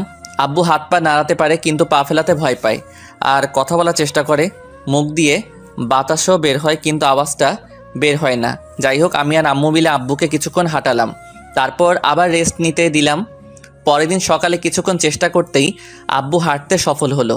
সেদিন পমাদের হাসপাতাল থেকে রিলিজ দিল। সেদিন রাতের টিকিট আমরা কেটে ফেললাম। আব্বু ইশারা দিয়ে কথা বলে। টিকিট কাটা শেষে আমরা একটা ছোট হোটেলে গিয়ে রাতের খাবার খেয়ে কিছু ব্যাগে প্যাকেট করে নিলাম। সন্ধ্যার সময় এয়ারপোর্টের ভিতরে প্রবেশ করলাম। রাত 8টায় প্লেন উড়াল দিল। পরের দিন ঢাকা শাহজালাল আন্তর্জাতিক বিমানবন্দরে নেমে কনার বাসায় গেলাম এবং কনার আব্বুর নামে যা শুনলাম তা শুনে দ্রুত সন্ধ্যার সময় আমরা এয়ারপোর্টের ভিতরে আসলাম। সিঙ্গাপুরের সময় রাত 11টায় আমাদের ফ্লাইট। আগে থেকে জানতাম অনেক সময় ভিতরে বসে থাকা লাগবে, তাই রাতের জন্য হালকা নাস্তা নিয়েছিলাম। রাত 9টার দিকে নাস্তা করলাম সবাই মিলে। আমরা এয়ারপোর্টের ভিতরে সোফায় বসে আছি, তখনই ভাবলাম আব্বুকে একটু ধরে ধরে হাঁটিয়ে নেই। সে অনুযায়ী কাজও করলাম। প্রায় আধা ঘন্টা হাঁটালাম। আল্লাহর অশেষ রহমতে আব্বু ভালোভাবেই হাঁটতে পারছে। কিছুক্ষণ পর সকল যাত্রীকে প্লেনে উপস্থিত হতে বলা হলো। আমরাও প্লেনের ভিতরে গেলাম। আমাদের 4 জনের সিট একসাথেই পড়েছে।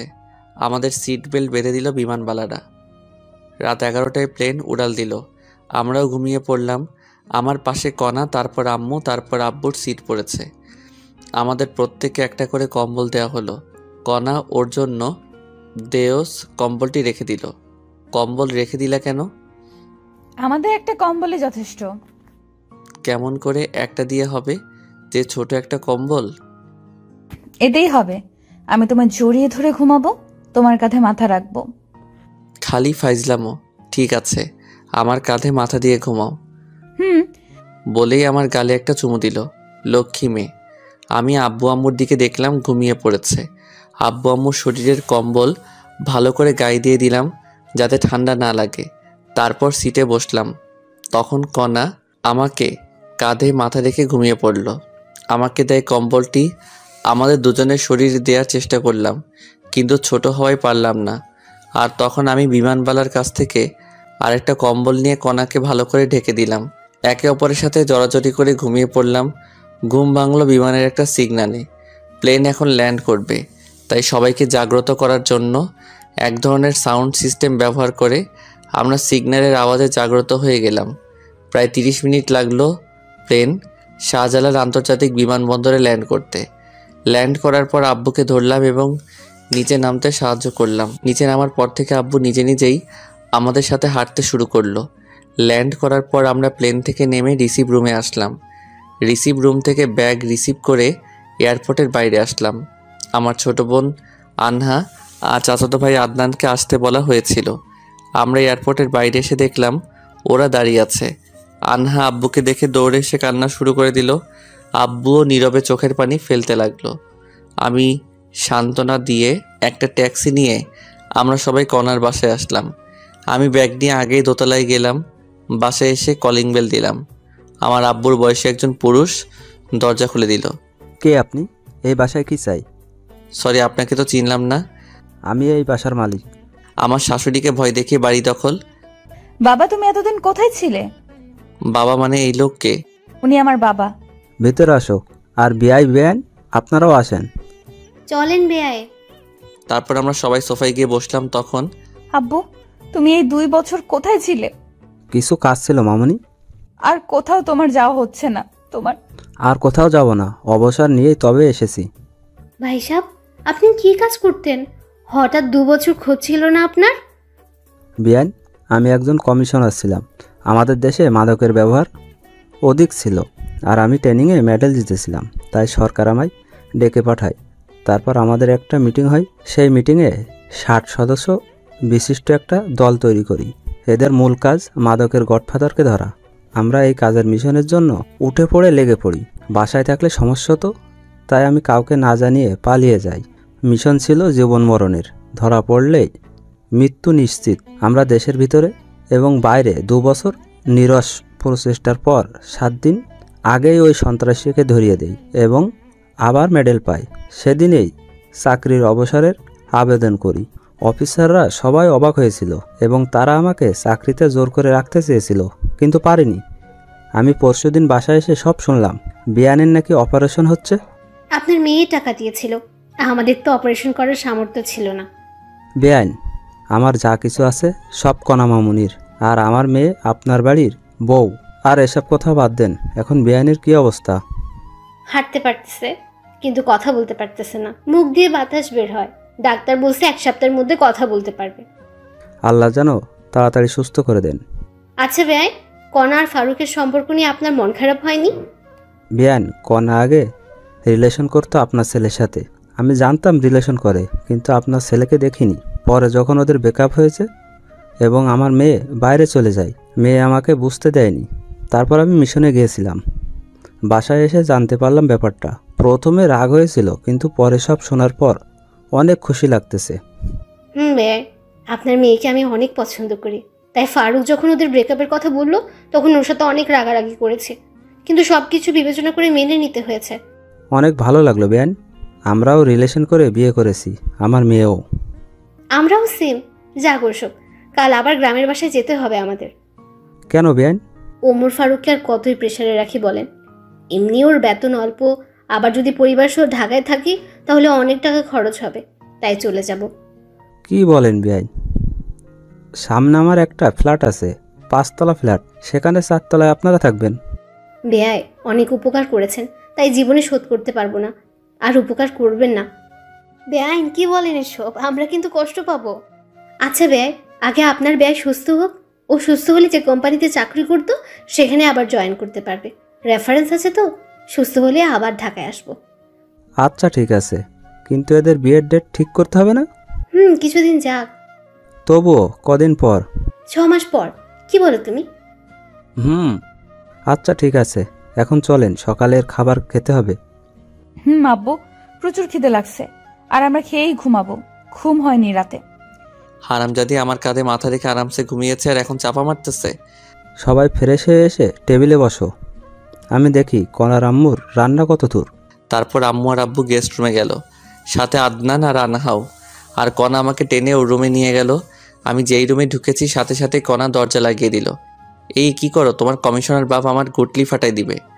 কিছুই বলবেন, এখন যাও, ফ্রেশ হও আগে। ওকে। তারপর আমি বাথরুমে ঢুকলাম। 10 মিনিট পর একদম ফ্রেশ হয়ে বের হলাম। বের হয়ে দেখি কণা আগের কাপড় পরিবর্তন করে শাড়ি পরার বৃথা চেষ্টা করতেছে।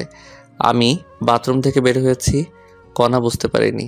আমি হালকা কাশি দিলাম, সাথে সাথে কণা পিছনে ফিরে দেখলো আমি তো আবার ক্রাশ খেলাম। হালকা মেকআপ করেছে, উফ অসাধারণ লাগছে কণাকে। তখনই কুত্তা, এমন করে কি দেখো, এখানে আসো। বলে ওর কাছে এসে আবার মন ভরে দেখতে লাগলাম। আমাকে শাড়ি পরিয়ে দাও। আচ্ছা। তারপর আমি কণার শাড়ির কুচি ধরলাম, ধবধবে পেট, নাভির 2 ইঞ্চি উপরে একটা তিল। আমি নিজেকে কন্ট্রোল করার চেষ্টা করতেছি, আর কণা সেটা বুঝতে পেরেছে। কণা আমার কাঁধে হাত রেখে আছে। আমি কুচি সুন্দরভাবে গুছিয়ে কোমরে গুজলাম। তখনই কণা আমার হাত চেপে ধরলো এবং মাথা পেটের সাথে চেপে ধরলো। আমি নিজেকে আর ধরে রাখতে পারলাম না, কণার মাথা শক্ত করে ধরে লিপ কিস করা শুরু করলাম। কণাও আর কন্ট্রোল করতে পারলো না, সেও রেসপন্স করা শুরু করলো। টানা কিস করতে করতে কণাকে কোলে করে বিছানায় নিয়ে গেলাম। বিছানায় ফেলে আবার কিস করা শুরু করলাম। তারপর গলায় কিস করতে লাগলাম। তখনই এই কুত্তা, আমাকে কি বিয়ের আগেই প্রেগন্যান্ট করতে চাও নাকি? ও শিট, সরি, আমি ব্যাপারটা বুঝতে পারিনি। দোষ আমার, আমি ইচ্ছে করেই তোমায় শাড়ি পরিয়ে দিতে বলেছি। আমি জানতাম তুমি ঠিক থাকতে পারবো না। তবে রে হাও হারামি, বাইরে চলো। চলো। আরে মুখ তো মুছে ফেলো, মুখে লিপস্টিক লেগে আছে। বলেই বাইরে চলে গেল। কি বলো? বলেই আয়নার সামনে গিয়ে দেখি সত্যি সত্যি লিপস্টিক লেগে আছে। তারপর আমি ভালো করে মুখ ধুয়ে বাইরে আসলাম। বাইরে এসে দেখি সবাই আমার জন্য টেবিলে অপেক্ষা করে বসে আছে। সামনে গিয়ে দেখি কণার পাশে টেবিলটাই মাত্র ফাঁকা আছে। খিদেও লাগছে, তাই আমিও বসলাম টেবিলে। হবু শাশুড়ি খাবার সার্ভ করলো, আর আমি কোনো দিকে না তাকিয়ে খাওয়া শুরু করলাম। তখন নিচ থেকে সুরসুরি লাগলো। আমি বিড়াল মনে করে নিচে তাকালাম, দেখি নিচে কিছুই নেই। মাথা তুলে দেখি আমার প্লেটেও কিছুই নেই। আমার প্লেটের মাংস কে জানি তুলে নিয়েছে। কণার মুখের দিকে তাকালাম, দেখি কণা মুচকি মুচকি হাসতেছে। আমিও বুঝতে পারলাম গন্ডগোলটা কোথায়। খাওয়াই হলো না আমার। সামনে তাকিয়ে দেখি সবার খাওয়া শেষ। লজ্জায় আবার চাইতেও পারছি না, তাই পেটে ক্ষুধা নিয়ে হাত ধুয়ে উঠে আসলাম। কণাও উঠে ওর আম্মুর কাছে গেল। আমি আম্মুকে বলে কণাকে না জানিয়ে আমার ভাড়া বাসায় চলে গেলাম। যাওয়ার সময় সাথে করে বিরিয়ানি নিয়ে গেছিলাম। সেগুলো খেয়ে ফোন বন্ধ করে চার্জে দিয়ে 11টার সময় দিলাম ঘুম থেকে উঠলাম বিকেল 4টায়। উঠে ফ্রেশ হয়ে ফোন অন করলাম। ফোন অন করে আমি অবাক হয়ে গেলাম। মিস কল অ্যালার্ট চালু করা আছে, দেখি 250টা মিস কল আর 119টা মেসেজ। কল এসেছে আম্মু, কণা, আদনান শাশুড়ির ফোন থেকে, আর মেসেজ এসেছে আদনানের ফোন থেকে 10টার মতো। বাকিগুলো কণা দিয়েছে।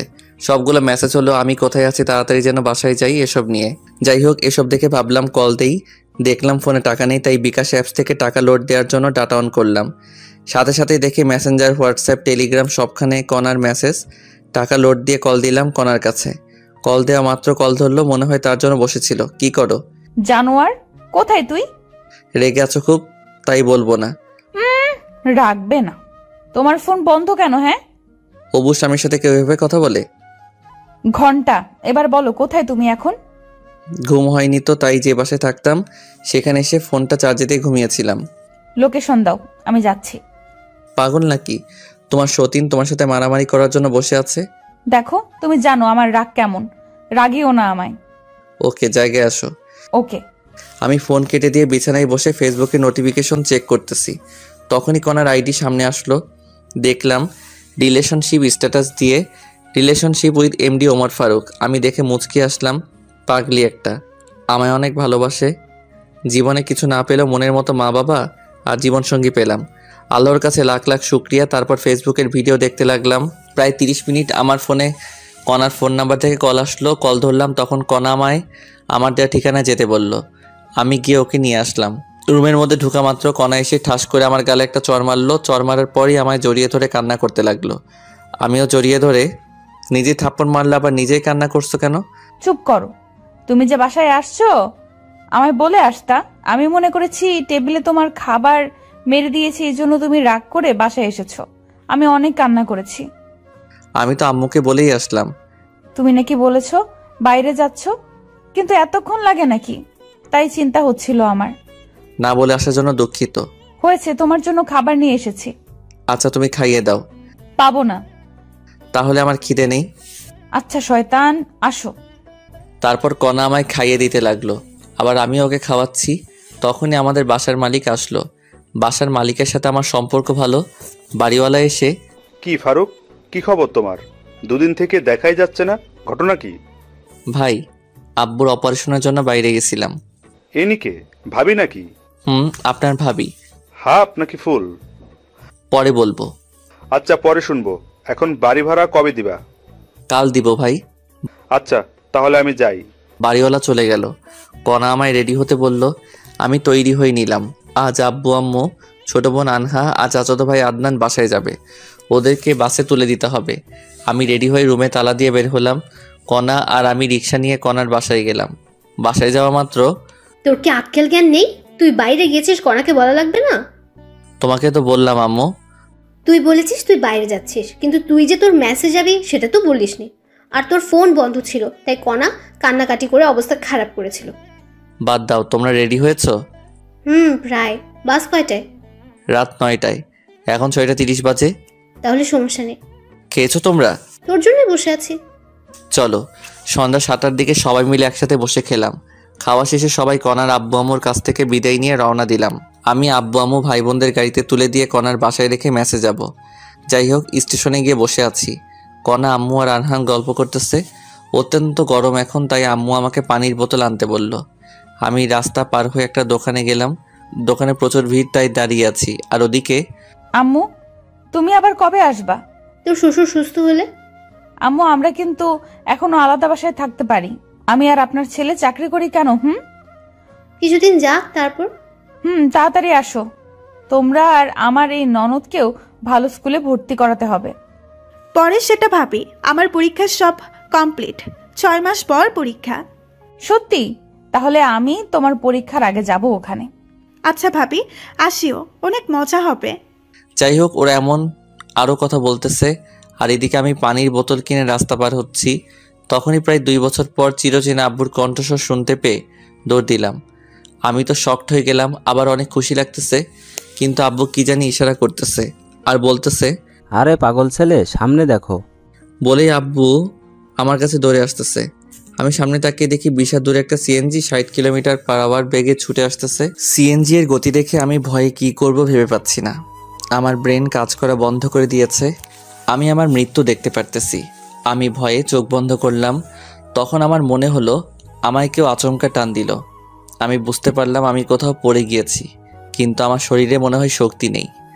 কেউ একজন আমায় ধাক্কাচ্ছে। তখনই আমার চিন্তা শক্তি কাজ করা শুরু করে দিল। আমি চোখ খুললাম। খোলা মাত্র, বাবা, তোর কিছু হয়নি তো? কিছু হয়নি তো মনে হয়। চারপাশ দেখে আসবি না? ভুল হয়েছে, এবার চলো। চল। আম্মুকে বলিও না, আবার চিন্তা করবে। আচ্ছা। তারপর আমি আমার শরীরের ধুলা ঝেড়ে ফেলে দিলাম। তারপর আব্বু আর আমি, আম্মু, কণা আর আনহাদের কাছে আসলাম। আব্বু যখন এসে সবার সামনে কথা বলল, সবাই আনন্দে হই দিয়ে উঠল। আর আম্মু তো খুশিতে কান্না কান্না করতে লাগলো। তখনই, এই একসাথে এত খুশি কোথায় রাখি? তুমি যাও বাবার কর্ণফুলের রস নিয়ে আসো। ওকে যাচ্ছি বলেই যেতে লাগলাম। কোথায় যাচ্ছিস? ফলের রস নিয়ে আসি। লাগবে না। আব্বু নিয়ে আসুক না। আরে ফারুক কোথাও যাবে না। জানো কি হয়েছিল একটু আগে? কি হয়েছিল আব্বু? কিছু হয়নি বলেই আব্বুর মুখ চেপে ধরলাম। আসলে তারপর সব খুলে বলল। আরে চিন্তা করো না তো, কিছু হয়নি তো। হলে আর কি হতো, মরে যেতাম। কান্না করার মতো কেউ নেই। চলো তো একটু ওয়াশরুমে যাব। চলো। তারপর আম্মুকে চুপ করে থাকতে বললাম। আব্বু আমার আম্মুকে সান্ত্বনা দিচ্ছে, আর আমি কণাকে নিয়ে বাস কাউন্টারের ওয়াশরুমে ঢুকলাম। কণা ভিতরে ঢুকে উকি দিয়ে কি জানি দেখলো। তারপর হঠাৎ দরজা বন্ধ করে দিয়ে আমার শার্টের কলার ধরলো। তখন, এই কি করছো? তুই কি বললি কিছুক্ষণ আগে? কি বলছি আমি? কি বললি তুই মরে যাবি? তোর কিছু হলে আমি কি নিয়ে বাঁচবো বল? সরি, আর বলবো না। সাবধানে দেখে শুনে বের হবা না তুমি? তোমার কিছু হলে আমি কি নিয়ে বাঁচবো? কলার ছেড়ে দিয়ে আমায় জড়িয়ে ধরে কান্না করতে করতে কথাগুলো বলল। তোমার আর আম্মুর দোয়া আর আল্লাহর রহমত থাকলে আমার কিছু হবে না। সবসময় তোমার জন্য দোয়া করি আমি। এবার কিস করো। তাই তো, তোমায় অনেক ভালোবাসি। কচু বাসো, তাই তো আমার কথা চিন্তাও করো না, শুধু বাজে কথা বলো। মৃত্যু ছাড়া আমি তোমায় ছেড়ে কোথাও যাব না। জানো আমার না খুব কান্না আসছিল যখন তুমি এই কথাগুলো বলছিলে।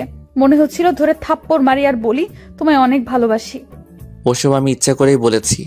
দেখলাম তুমি আমায় কেমন ভালোবাসো।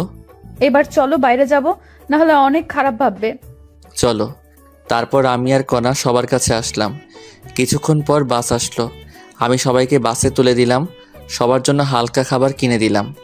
বাস যতক্ষণ ছিল ততক্ষণ দাঁড়িয়েছিলাম। তারপর আমি আর কণা সিএনজি নিয়ে বাসায় আসলাম। কণাকে বাসায় নামিয়ে দিয়ে আমি আবার আমার ভাড়া বাসায় চলে গেলাম। আমি আজ অনেক হেঁটেছি এবং কাজও করেছি, তাই অনেক ক্লান্ত থাকায় ঘুমিয়ে পড়লাম। ঘুম ভাঙল কণার ফোনে। কল ধরেই দিলা তো ঘুমের 69 বাজায়। আইসে আমার জমিদার সাহেব, উঠে তাড়াতাড়ি অফিস আসো। আচ্ছা যাবনে। আচ্ছা, আমি যাবার সময় তোমায় নিয়ে যাব। লাগবে না ম্যাম, আমারই ডিউটি আপনার বাসায়। ফারুক সাহেব তাড়াতাড়ি আসেন। আচ্ছা ম্যাম। কল কেটে দিয়ে ফোনে দেখলাম 7:48 বাজে। আমার অফিস 9টায়। কণার বাসায় যাওয়া লাগবে 8:30-এ। বেশি সময় নেই হাতে, তাই বিছানা থেকে উঠে বিছানার কিছু না গুছিয়েই ফ্রেশ হলাম। তারপর রেডি হয়েই কণার বাসায় গেলাম। তবুও 10 মিনিট লেট করেছি। কণার বাসায় ঢুকলাম। জামাই না হতেই আমায় এখন থেকে জামাই আদর করতেছে। যাই হোক, খাওয়া শেষে কণা লাঞ্চ পার্টিতে প্যাক করে নিল। তারপর আমরা দুজনে অফিসের উদ্দেশ্যে রওনা দিলাম। অফিসে ঢোকার পর আমি আমার কেবিনে গেলাম। কিছুক্ষণ পর সবাই আসলো। তখন কণা সবাইকে ডাকলো। সবাই মিটিং রুমে গেল, সাথে আমিও মিটিং রুমে। শোনেন, আপনারা আমাদের অফিসের অনেক লোকসান হচ্ছে। ম্যাম, আমরা তো ঠিকভাবে কাজ করছি, সর্বোচ্চ দিয়ে কাজ করি। সবাই তো করে না। ম্যাম, এই অফিসের ক্ষতি হলে অফিস বিক্রি করে দেবে, তখন আমরা কোথায় যাব? আর গেলেও হয়তোবা এমন বস পাবো না। আর এই অফিসে আমাদের সবসময় ছাড় দিয়েছে। অফিসের লোকসানের সময় আমরা কাজ করে তা পুষিয়ে দিব। সাবাস, আপনারা সবাই এরকম মানসিকতা নিয়েই কাজ করবেন। আমরা তাই করব ম্যাম। আরেকটা কথা, এ আমার ভালোবাসা এবং হবু স্বামী। সব মেয়েই ওকে দুলাভাই না হলে ভাইয়া বলে ডাকবা। আমাকে ওর কাছে এনে হাত ধরে বলল, ম্যাম খাওয়া দেন। আচ্ছা, আজ দিব। তারপর মিটিং শেষ করে দিল। কণা সবাইকে খাওয়ালো। তারপর আবার কাজ করতে লাগলাম। অনেক দিন আসতে পারিনি, অনেক কাজ পড়ে আছে। কাজ করতে করতে দুপুর হয়ে গেল। লাঞ্চের সময় কণা ডাকলো। কণার কেবিনে লাঞ্চ করলাম। লাঞ্চ শেষে আবার কাজ করতে লাগলাম। ছুটি হলে কণা আর আমি অফিসের গাড়ি নিয়ে একটু ঘুরে বেড়াই। তারপর কণার বাসায় গিয়ে রাতের খাবার খেয়ে বাসায় যাই। এভাবে চলে গেল 7 দিন। অফিসের কাজের প্রচুর চাপ, কোম্পানির লোকসান, সবাইকে দিয়ে তুলে নেওয়া হচ্ছে। এ মাস প্রায় শেষ হয়ে যাচ্ছে। মাসের আছে 5 দিন। অফিস যাওয়ার জন্য বের হয়েছি। তখন মেসেঞ্জারে আমার গ্রামের এক বান্ধবীর কল পেলাম। কি রে ফারুক, কেমন আছিস? আলহামদুলিল্লাহ, তুই কেমন আছিস?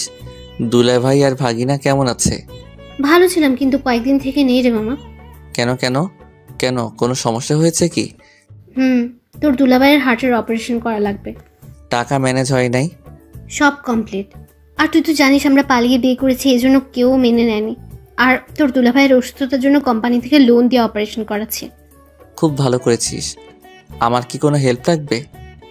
ঢাকায় আমার চেনা পরিচিত তুই আছিস, আর অপারেশনের সময় আমি মেয়ে মানুষ কেমনে দৌড়াদৌড়ি করব? তুই কি একটু 2 দিন সময় দিতে পারবি? আচ্ছা, কবে যাওয়া লাগবে? আজকে আয়, কাল তাহলে অপারেশন হবে। আচ্ছা, আমি আসতেছি। সীমার ফোন কেটে দিয়ে কণাকে টেক্সট করে জানিয়ে দিলাম আমি 2 দিন অফিসে যেতে পারবো না। আমার বন্ধু অসুস্থ, অপারেশন হবে, তাই হাসপাতালে যাব। আর আমাকে এই 2 দিন কল দিও না। আমি জানি কণা আর আমায় 2 দিন কল দিবে না। তারপর আমি ব্যাগ গুছিয়ে রওনা দিলাম সীমার বাসার উদ্দেশ্যে। এই ঢাকার জ্যাম পার করে পৌঁছালাম 11টার সময়। সীমার বাসায় ঢুকলাম, দেখি দুলাভাই ভালোই অসুস্থ হয়ে গেছে। দুলাভাইয়ের সাথে কথা বললাম। দুলাভাইয়ের কথা বলতে সমস্যা হয়। তারপর সীমার সাথে ভালো মন্দ কথা বলে বিকেলবেলায় হাসপাতালে ভর্তি করার সিদ্ধান্ত নিলাম। সীমার বাসায় লাঞ্চ করে দুলাভাইকে নিয়ে 2টোর দিকে ঢাকা মেডিকেল হাসপাতালে ভর্তি করালাম। বিভিন্ন পরীক্ষা করা হলো এবং ডাক্তার বললেন রাত 10টায় অপারেশন করা হবে। ব্যাংকে গিয়ে টাকা ডিপোজিট করেন। তারপর সীমা ডাক্তার তো টাকা জমা দিতে বলল। চল ব্যাংকে যাব। দুলাভাই একা থাকবে নাকি? তোর ভাগিনাকে রেখে যাই, বেশিক্ষণ লাগবে না তো। টাকা কোথায় আছে? আমার অ্যাকাউন্টে। চলো তাহলে। তারপর সীমা দুলাভাইয়ের কাছে গেল এবং সব খুলে বলল। দুলাভাই তার ছেলে আবু হানিফকে রেখে যেতে বলল। আবু হানিফকে রেখে আমরা 2জন হাসপাতাল থেকে বের হয়ে রিক্সা নিলাম। তারপর ইসলামী ব্যাংকে গেলাম। ব্যাংক থেকে টাকা তুলে আবার সোনালী ব্যাংকে গেলাম। সেখানে টাকা জমা দিয়ে হাসপাতালে আসলাম। আমাদের মোট 2 ঘন্টা সময় লেগেছে। একটু দেরি হলে আর টাকা জমা দিতে পারতাম না, কারণ ব্যাংক 5টার সময় বন্ধ করে দেয়। আমরা হাসপাতালে এসেছি 6টার সময়। একটু পর আজান দিবে। দুলাভাই অনেক ভয় পাচ্ছে, অনেক ভীতু প্রকৃতির মানুষ উনি। যাই হোক, দেখতে দেখতে অপারেশনের সময় হয়ে গেল। ডাক্তার দুলাভাইকে আইসিইউতে নিয়ে গেল আর আমরা বাইরে আছি। সীমা তো ভয়ে চুপসে গেছে আর আমিও চুপ করে আছি ভাগিনাকে সাথে নিয়ে। ভাবলাম একটু ফোনে গেম খেলি, কিন্তু ফোনটা বের করে দেখি ফোন বন্ধ, কারণ ফোনে চার্জই দেয়নি। ভাগিনার দিকে তাকিয়ে দেখি ভাগিনা ঘুমিয়ে গেছে। তারপর আমি বসে থাকতে থাকতে কখন ঘুমিয়ে গেছি জানি না। ঘুম ভাঙলো লিপির। মামা ওঠ, খুশির খবর আছে। কি হয়েছে? তোর দুলাভাইয়ের অপারেশন সাকসেসফুল হয়েছে। 3 ঘন্টা পর জ্ঞান ফিরবে। ডাক্তার চলে গেল এটা বলে। দাঁড়া, আমি ডাক্তারের কাছ থেকে ভালো করে শুনে আসি। আচ্ছা যা। তারপর আমি ডাক্তারের কেবিনে গিয়ে সত্যতা যাচাই করে আসলাম। তখন রাত 2টা বাজে। আমি সীমার কাছে আসলাম। কিছুক্ষণ পর দুলাভাইকে একটা কেবিনে শিফট করা হলো। আমি অনেক খুশি হয়েছি। ডাক্তার প্রেসক্রিপশন দিল। আমি গিয়ে ওষুধ কিনে আনলাম। জ্ঞান ফিরলে ওষুধ খাওয়াতে হবে। ওষুধ কিনে এনে দেখে অন্য রুমে শিফট করেছে। ঔষধ সীমাকে দিয়ে আমি ব্যাগ নিয়ে সোফায় শুয়ে পড়লাম। সীমাকে ঘুমানোর কথা বলে দিলাম এক ঘুম। ঘুম থেকে উঠলাম খুব সকালে, সীমা আর দুলাভাইয়ের কথার শব্দে। ঘুম থেকে উঠে দুলাভাইয়ের সাথে কথা বলে ফ্রেশ হতে গেলাম। ফ্রেশ হয়ে এসে দুনিয়ার যত গল্প আছে সব শুরু করে দিলাম। গল্প তো আর শেষ হবে না, খিদেও লাগছে, তাই নাস্তা নিতে ভাগিনাকে সাথে করে বাইরে গেলাম। আমরা নাস্তা করে ওদের 2জনের জন্য নাস্তা নিয়ে আসলাম। নাস্তা করে ওষুধ খাওয়া শেষে আমি বাইরে গিয়ে 10 টাকা দিয়ে ফোনে চার্জ দিয়ে আনলাম। কণার ফোনে কল দিলাম, কিন্তু ওর ফোন বন্ধ। তাই কণার আম্মুর কাছে কল দিলাম। কণা নাকি ওর মামার বাসায় ঘুরতে গেছে, 7 দিন পর আসবে। কণার সাথে কথা বলতে পারলাম না জন্য খারাপ লাগছে। মন খারাপ করে আবার সীমা আর দুলাভাইয়ের কাছে গেলাম। সেদিনই বিকেলবেলা রিলিজ নিলাম আমরা। ওখানে থাকলে একদিনে 10,000 টাকা খরচ হবে, তাই রিলিজ নিয়ে লিপিতের ভাড়া বাসায় আসলাম। সীমার ওখানে রাতের খাবার খেয়ে আমার বাসায় আসলাম। আবার পরের দিন থেকে অফিসে গেলাম। অফিসে গিয়ে কিছু ভালো লাগে না, মন শুধু কণাকেই খুঁজে বেড়াচ্ছে। তাই ফোন বের করে কণাকে কল দিলাম, কিন্তু ফোন বন্ধ দেখাচ্ছে। মেজাজ তো খুব খারাপ হয়ে গেল, তবুও কাজ করতে লাগলাম। দুপুরবেলা লাঞ্চ করলাম অফিসের ক্যান্টিনে। লাঞ্চের পর আবার কাজ করা শুরু করলাম। একাকিত্ব ভালো লাগছে না, তাই অফিসের এক মেয়ে কলিগের সাথে একটু ভাব জমালাম। ভালোই ভাব জমে গেল একদিনের গল্পে। যাই হোক, কণাও নেই, মেয়েটার সাথে কথা বলে ভালোই লাগলো। এইভাবে 3 দিন গেল, কণার কোনো খোঁজই নেই, ফোন বন্ধ করে রেখেছে। হাসপাতালে যখন ছিলাম তখন আমার ফোন বন্ধ ছিল, তাই কণা আমার উপর রাগ করে ফোন বন্ধ করে রেখেছে। আর তাই আমি অফিসের একটা মেয়ের সাথে দেখিয়ে দেখিয়ে গল্প করতেছি। আমি জানি লিপি আমার সব কথা কণাকে জানাচ্ছে। অনেক ভেবেচিন্তে নীলাকে সব খুলে বললাম, আর ওকে একটু অভিনয় করতে বললাম। নীলাও খুব সুন্দরভাবে লিপির সামনে অভিনয় করে। যাই হোক, এইভাবে 4র্থ দিন চলে গেল। 5ম দিন নীলা আগে চলে গেল অফিস। এই নীলা, শোনো। জি আপু, বলেন। তুমি জানো না কণা ফারুককে ভালোবাসে? কয়েকদিন পর ওদের বিয়ে। তো আমিও ওকে ভালোবাসি। চাকরি হারাতে চাও নাকি? হারালে হারাবো, ফারুক আছে না।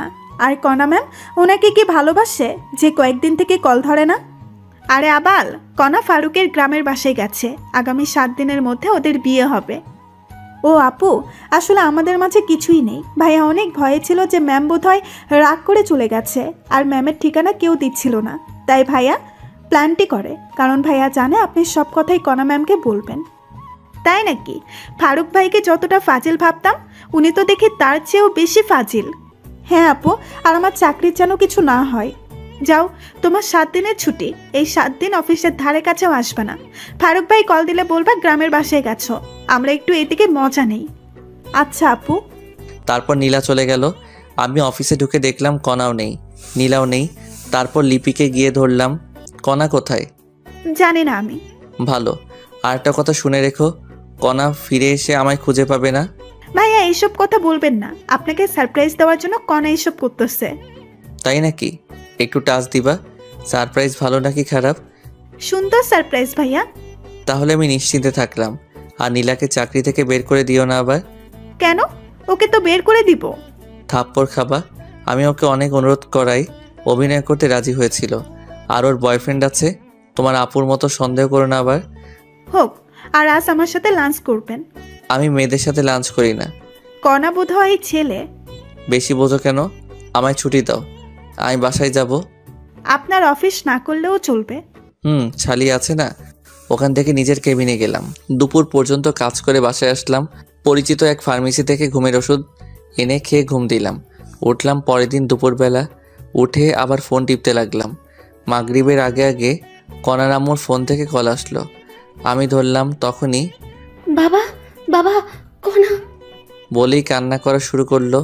কণার কি হয়েছে বলেন? কণার। বলেই ফোন কেটে দিল। আমি আবার কল দিলাম, ফোন বন্ধ। কণার ফোনও বন্ধ। কণার আব্বুরও বন্ধ হয়ে আছে। মেজাজ খুব খারাপ। ট্রাউজার পরা অবস্থায় মোবাইল নিয়ে দিলাম দৌড়। রিক্সা করে কণার বাসায় গেলাম। বাসায় গিয়ে দেখি পুরো বাসা বিয়ের সাথে সাজানো। আমি দৌড়ে ভিতরে গিয়ে কণার আম্মুর কাছে গেলাম। কণা কোথায়? কণার কি হয়েছে? ওর আজ বিয়ে বাবা, অন্য একটা ছেলের সাথে। ওই ছেলেটাকে ভালোবেসে ফেলেছে এই কয়েকদিনে। কি বলেন আপনি? আর আমি কি? বাবা, আমার কাছে কিছু বলে লাভ নেই। কণার কাছে যাও, কণা ওর রুমে। আমি এক দৌড়ে কণার রুমে গেলাম। গিয়ে দেখি ওকে সাজানো হচ্ছে। আমি সবাইকে বাইরে যাওয়ার অনুরোধ করলাম। সবাই বাইরে গেল আর আমি দরজা লাগিয়ে দিলাম। কণা, এগুলো কি শুনছি আমি? যা শুনছো তাই সত্যি। আমি বিয়ে করতেছি অন্য ছেলেকে। আমার অপরাধ কি? ভিখারির ছেলের শখ দেখ। ওই ছেলে আমার ক্রাশ ছিল। অনেক প্রপোজ করেছি কিন্তু রাজি হয়নি। 2 দিন আগে রাজি হয়েছে। ও ভালো।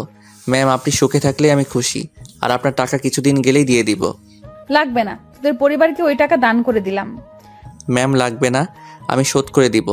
ভালো থাকবেন, সুখে থাকবেন, আর জীবনে দেখা হবে না আপনার সাথে।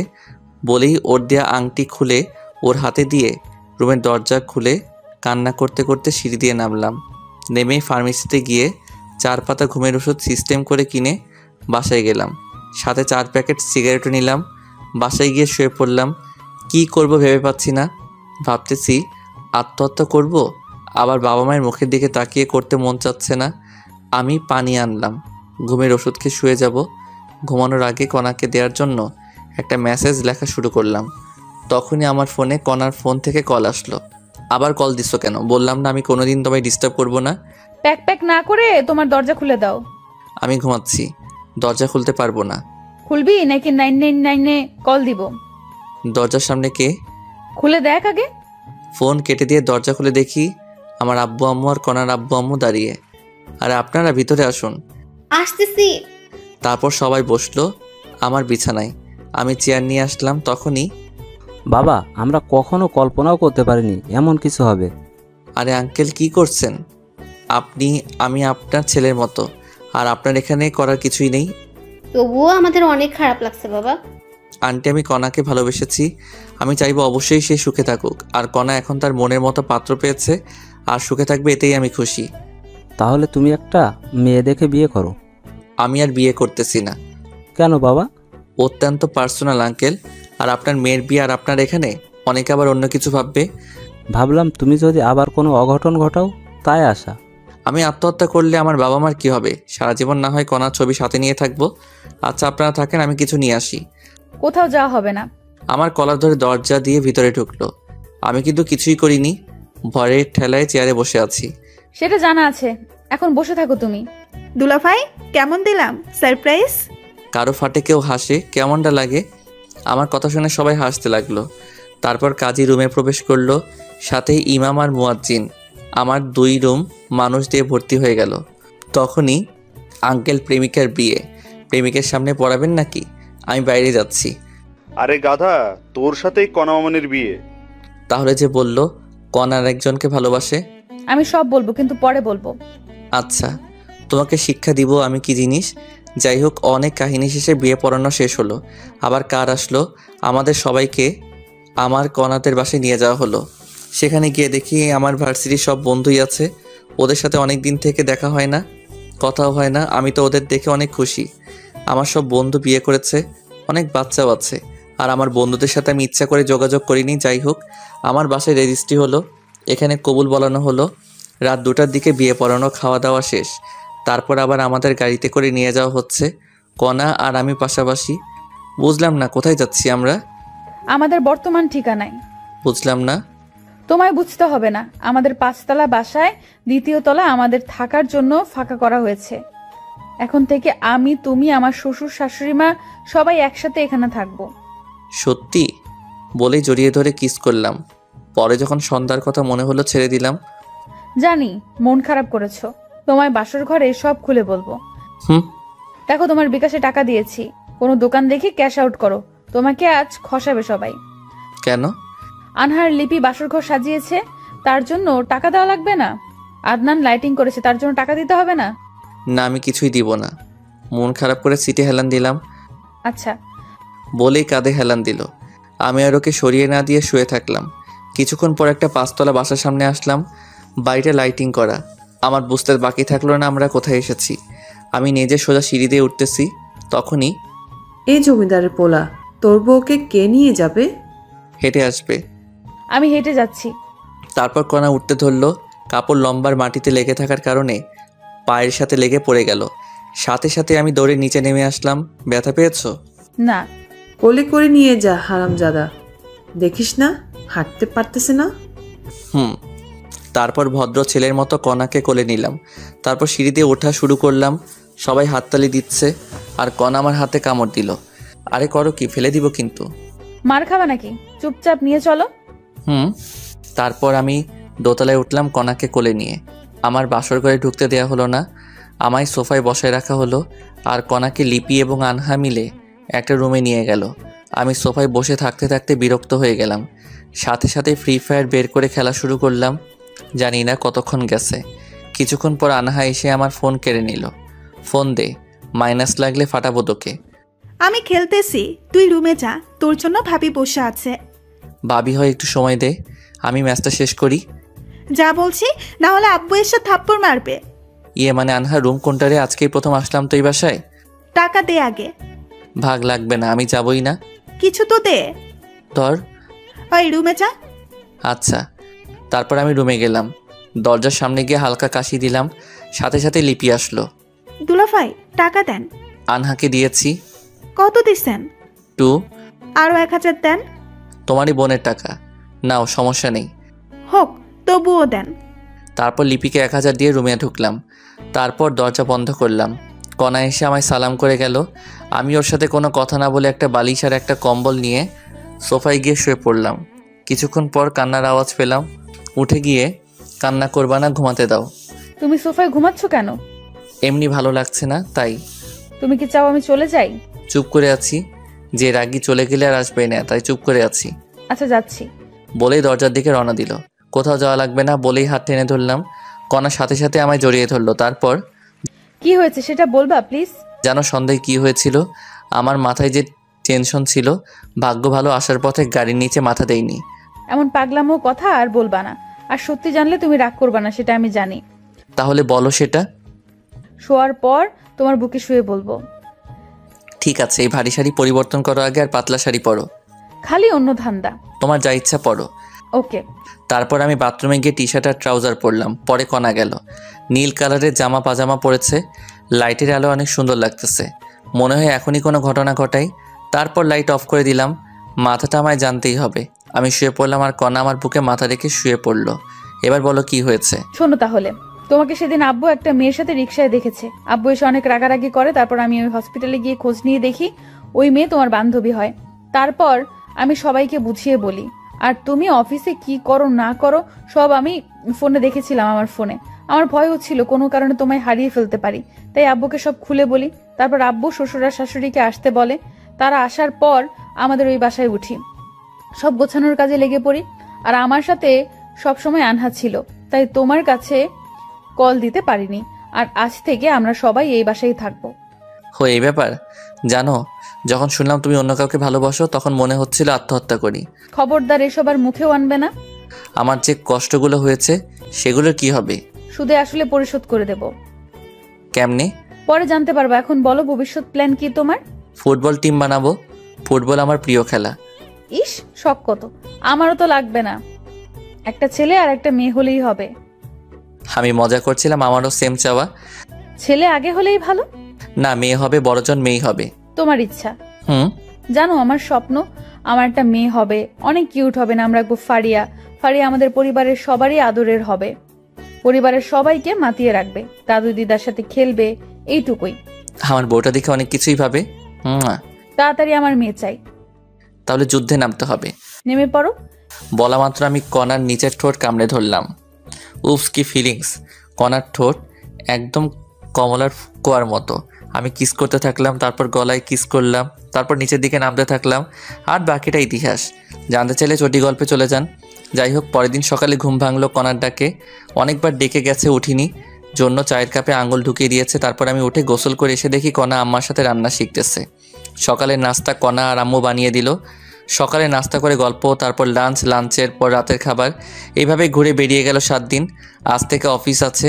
সকালবেলা কণাকে আম্মু রান্নাঘরে ঢুকতে দেয় না, তবুও কণা জোর করে ঢুকে সকালে রান্নার সময় থাকে, কিন্তু রাতে থাকতে পারে না। এইভাবে সকালবেলা অফিসে যাওয়া, অফিসের কাজ করা, রাতে আবার বাসায় আসা। আর আব্বু এখন চাকরি করে, আর কণাকে বাসায় রাখা হয়েছে। 1 মাস পর পরীক্ষা। যাই হোক, এভাবে কেটে গেল 3টি বছর। 3 বছর পর অফিস বন্ধের দিন সকালে, পাপা ও তো তাড়াতাড়ি, আম্মু লাঠি নিয়ে আসতেছে। আসুক মামনি। পাপা আজ কোথায় যাব? আজ তোমার দাদু, দিদা, ফুপি, তোমার মামি সহ ঘুরতে যাব। কি মজা!